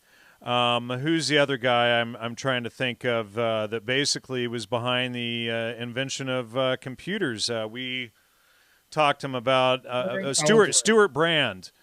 And Oh, so, these guys were heavily involved, in SRI, Stanford Research Institute, was heavily involved not only in MK Ultra and promoting all of this shamanism garbage, but also promoting the virtual reality and technocracy, etc. So, it always ends up tying right back to this group of people here, along with Aldous Huxley and some of these other people, but it's the same. It's always this same group of people that we end up right back at when we follow these rabbit holes. But here's Stuart Brand, one of the top merry prankster guys, who was also behind the Electronic Frontier Foundation. He did the electric Kool-Aid acid tests. He was behind computer creation, etc. So. So here's Stanford Research Institute here, heavily involved. Cybernetics ties in there. We see James Fadiman involved in MKUltra. He did the last legal LSD test. Dr. Andrea Puharich involved in MKUltra. Joseph Campbell involved in MKUltra. He was also at the Maverick Society in Woodstock, promoting Do What You Want To, while Aleister Crowley was out on the rocks of Esopus Island saying, Do What Thou Wilt is the whole of the law. And then, so all of these guys tie into this same little nexus. But so we end up with this, what's going on here? My brain program apparently just crashed. But we end up with this nexus of these guys who are involved with the Merry Pranksters, with MK Ultra, with the Stanford Research Institute, with Aldous Huxley, and all of this kind of stuff. So let's see, technocracy. I don't have them tied into here. I should put more of them. Club of Rome, interestingly, Rianne Eisler, who worked with Terence McKenna, ties in right there, as does H.G. Wells and eugenics, population control, etc. And here's the Tavistock Institute. But Rianne Eisler did one of these long BS talks about how patriarchal society is evil and all of this stuff, and to promote all of this humanistic ideology. And then here's cybernetics. Here's Gregory Bateson, one of the co-founders of the CIA, who is also behind MK Ultra. His wife Margaret Mead, whom we talked about earlier during the show. Always the same damn group of people tied into this stuff. And Gregory Bateson coined native revivalism, which is their promotion of neo-shamanic nonsense to people today, thinking that shamanism is to work on your inner self, and this nonsense, like some of the someone in the chat earlier was saying, which we've already spent a decade at this point debunking. But I recommended those people go back and check out all of the earlier shows where we expose this stuff. But technocracy, virtual reality, Stuart Brand, the Merry Pranksters, Ken Kesey, Tim Leary. It's the same agenda, repackaged a little bit differently. It's Aldous Huxley's final revolution, where it will be the last time that the bourgeoisie rise up against the elite, and they want the ultimate socialist, mind-controlled society that no one ever rises up against. And so the psychedelics cause hypersuggestion. They are suggestogens. They don't free anybody's mind. They promote mind control. Oh yeah, and the methodologies. I mean, I would you've got, Norbert Wiener. I mentioned like Alan Turing. He's actually, he did like, he actually developed like kind of the first sort of prototype model of the computer. He was like the code cracker. He was connected with, William S. Burroughs, and William S. Burroughs, and then, but then you go back from there and you go back from there. And so you see certain people are out there that are coming up. You go back to Kurt Lewin. I mean, he was very, very important. I mean, because he kind of known as a management guru, but he actually at that psychological topology is a way to look at these group dynamics and these patterns of conditioning, just as the guy out in Canada. I just forgot his name. The guy that like drove all the LSD testing. Oh goodness! At shoot. I know that's not a good thing. I know off the top of my head. It's like the most basic thing. It's like Yeah. Well, what was that? Allen Memorial Institute. yeah, yeah. Um, Here we go. Let me just pull it up right here. Ewan Cameron. Ewan Cameron. So Ewan Cameron's early work, or some of his work, that's not available now. I mean, I've never been able to find it. He talked about this idea of insanity as a contagion that can be spread. And one of the examples he talks about is the use of music played by people that are insane to spread madness in sort of a viral or social form.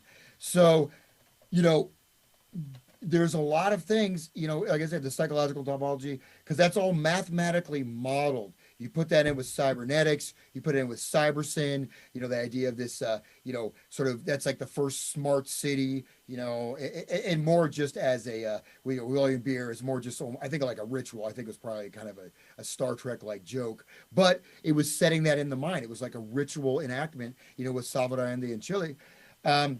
And then another side is that a lot of these people, you find that they're interested, they're part of types of occult groups or practices or whatever.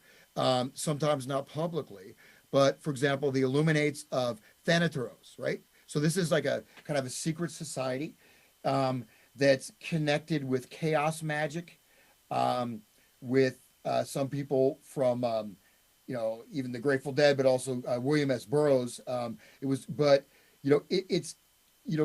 There's a lot. I won't get into all this, but there's a lot of these things that these people were involved in.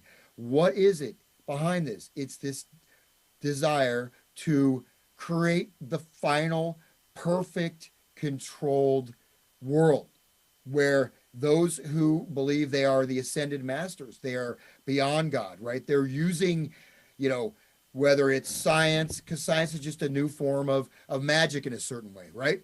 And whatever, I'm not saying this is real or not, but I'm just saying that this is what it started out with. And this goes back even to that thing. It's not even some of that, the Khilafat, which I talked about before, where there's this mirror image of the tree of life, right? The tree of death. Correct. And these are employed. This stuff is there. Look at all the numerology around Corona, blah, blah, blah. So all these things are being constantly enacted.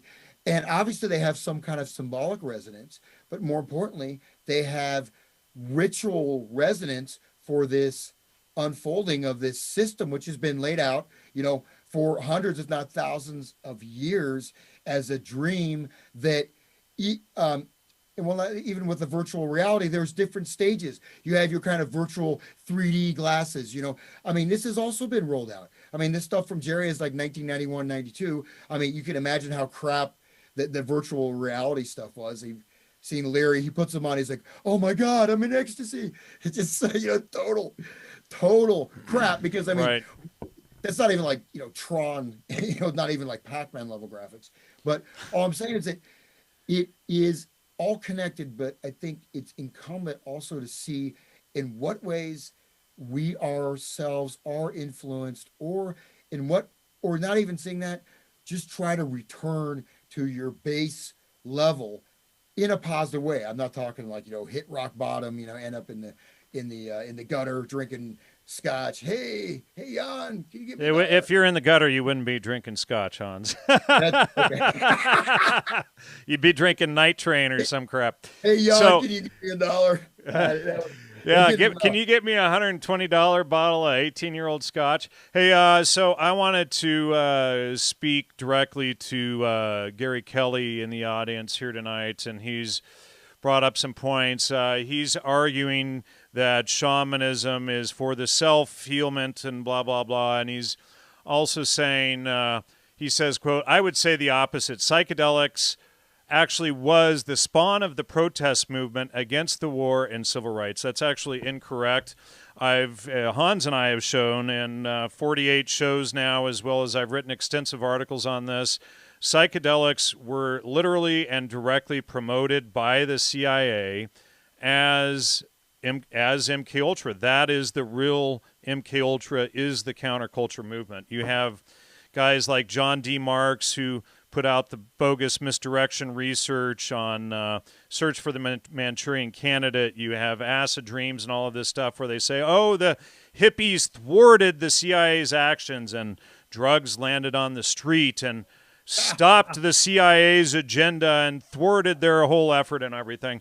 That's the agenda. That's the narrative that the CIA wants you to believe, because if you realize that the psychedelic drugs were in fact MK Ultra, as I've exposed in the articles that I linked to you in the chat, then you break free from that. R. Gordon Wasson, for instance, I exposed over many years, was in charge of MK Ultra Subproject 58.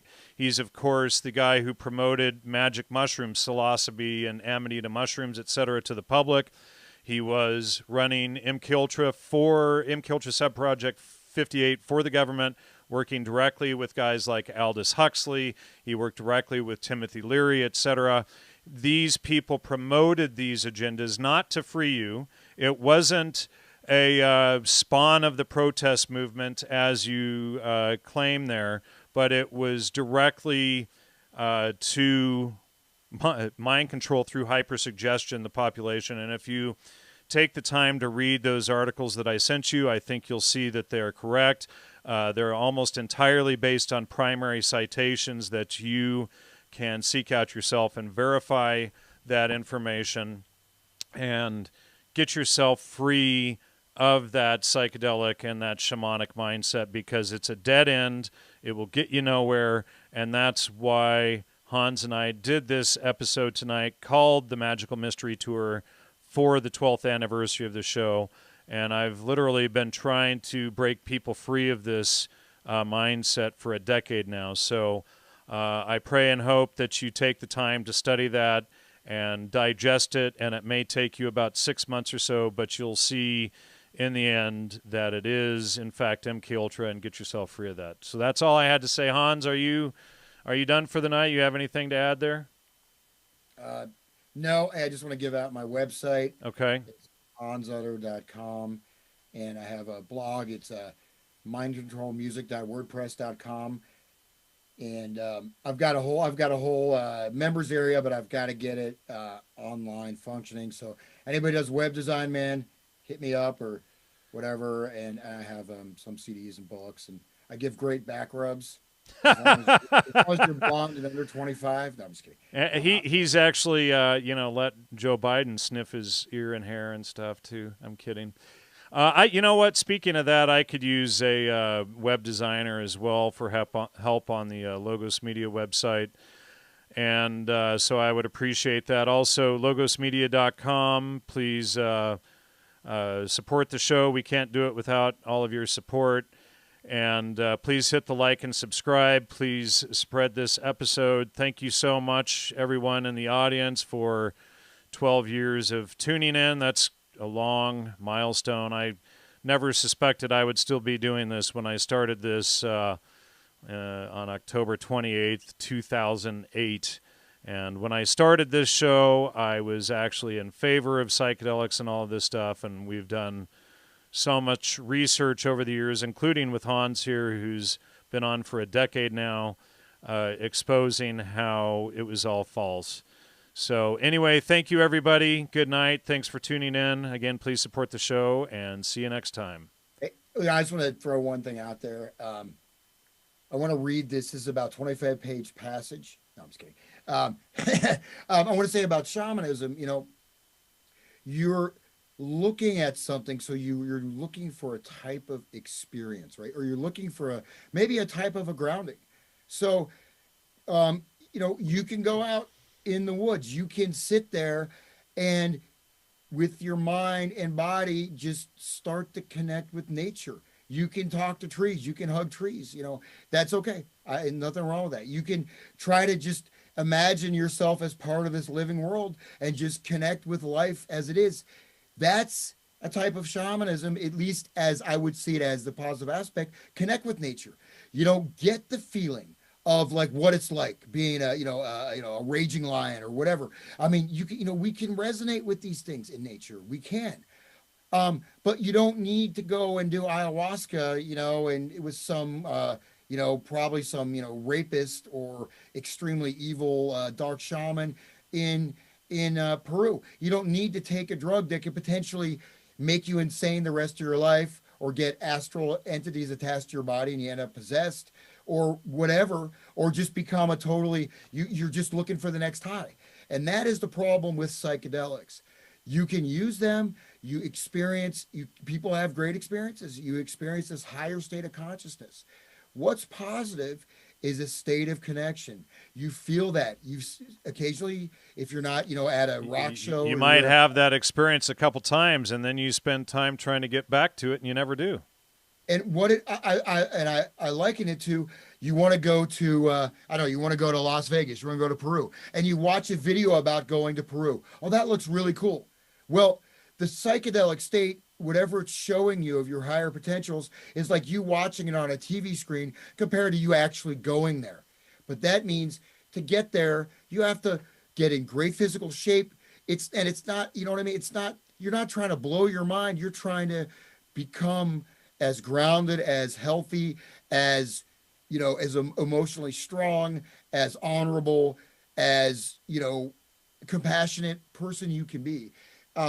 And so while you'll get a state out of it, this last thing here, one of the things that happens with psychedelic usage is, even if you don't have this thing of depersonalization, which really messes people up because it's really invisible, right? Many people suffer from this, and you call it perma tripping, right? And it's something where you can live on the surface of normal life, but that's always going to be there unless you're able to go over it. But one of the basic effects of psychedelics is that it starts to separate you from your actual day-to-day life. It starts to create a schism. It starts to create two variegated sort of life worlds that go increasingly apart the more you want to keep taking LSD to continue your spiritual and healing journey. So you end up separating more and more of yourself from the real world.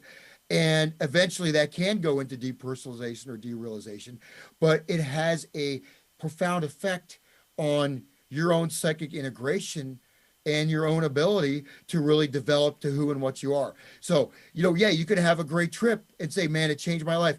If you keep doing it, you're gonna potentially destroy your life. But I think it also, unless you're strong enough to overcome it, can weaken certain things in your consciousness or mind. It can allow you to be influenced. It can also keep you locked into the past, right? How about all these people that keep listening to the same classic rock tunes? Oh. They're caught in this mind loop. Which is a cybernetic systems theory. And it's potentially possible that the use of LSD was tied in with cybernetic systems to create these types of social movements and create these types of cognitive loops on an individual and mass scale that we're witnessing the fruition of them right now. And I wish everybody the best. Thank you so much, Jan. And I think it was a cool show. I think we covered a lot of information, and it was great how we're just able to, just connect a lot of stuff. And I think the work we did is still important because it's still relevant. it's I think probably it's more relevant today than it probably was over the last decade when we put it out, you know? Yeah. And one last thing, so people don't call me a hater. I mean, when we did our first show, we were both into psychedelics, right? Right. Well, yeah. And look how, you know, Yeah. Oh wow, man. boy. Yeah. I can't even imagine that anymore. It's just such nonsense in hindsight. But anyway, to Gary and to everybody in the audience, please check out those articles on my website if you're still in doubt. Entheogens, What's in a Name? Is one of the main articles, The Untold History of Psychedelic Spirituality, Social Control, and the CIA, how they literally promoted psychedelic spirituality under the MK Ultra program. And then the other article is Spies in Academic Clothing, The Untold History of MK Ultra and the Counterculture, and how the intelligence community misleads the 99%. I'm also working on another article. I need to get it done. I've been working on it for way too long, but and then I'm going to shut up here and we'll go. But it's called Teonanacatl, and let me just pull that up here. Oh boy, Teonanacatl, Flesh of the Gods, Teonanacatl and the Aztec Mushroom Death Cult. And when you go back and you look at all the original Aztec citations that were published by Friar Sahuagin in the late 1500s, etc., and Diego Duran, etc., all of the original people that put the Aztec reports together, and you compared them to what people like Gordon Wasson and Professor Carl Ruck and these clowns promoted, you can see that they entirely distorted the original citations and took them out of context for this false CIA religion that they created. Even Maria Sabina herself came out against all of it and said that before Gordon Wasson, nobody used the drugs or the mushrooms to find God, that they were only to treat local sicknesses that the Mazatec suffered from. So anyway, I'm going to end it there, and once again, good night, thank you, and hopefully we'll see you next week. Take care. Bye-bye.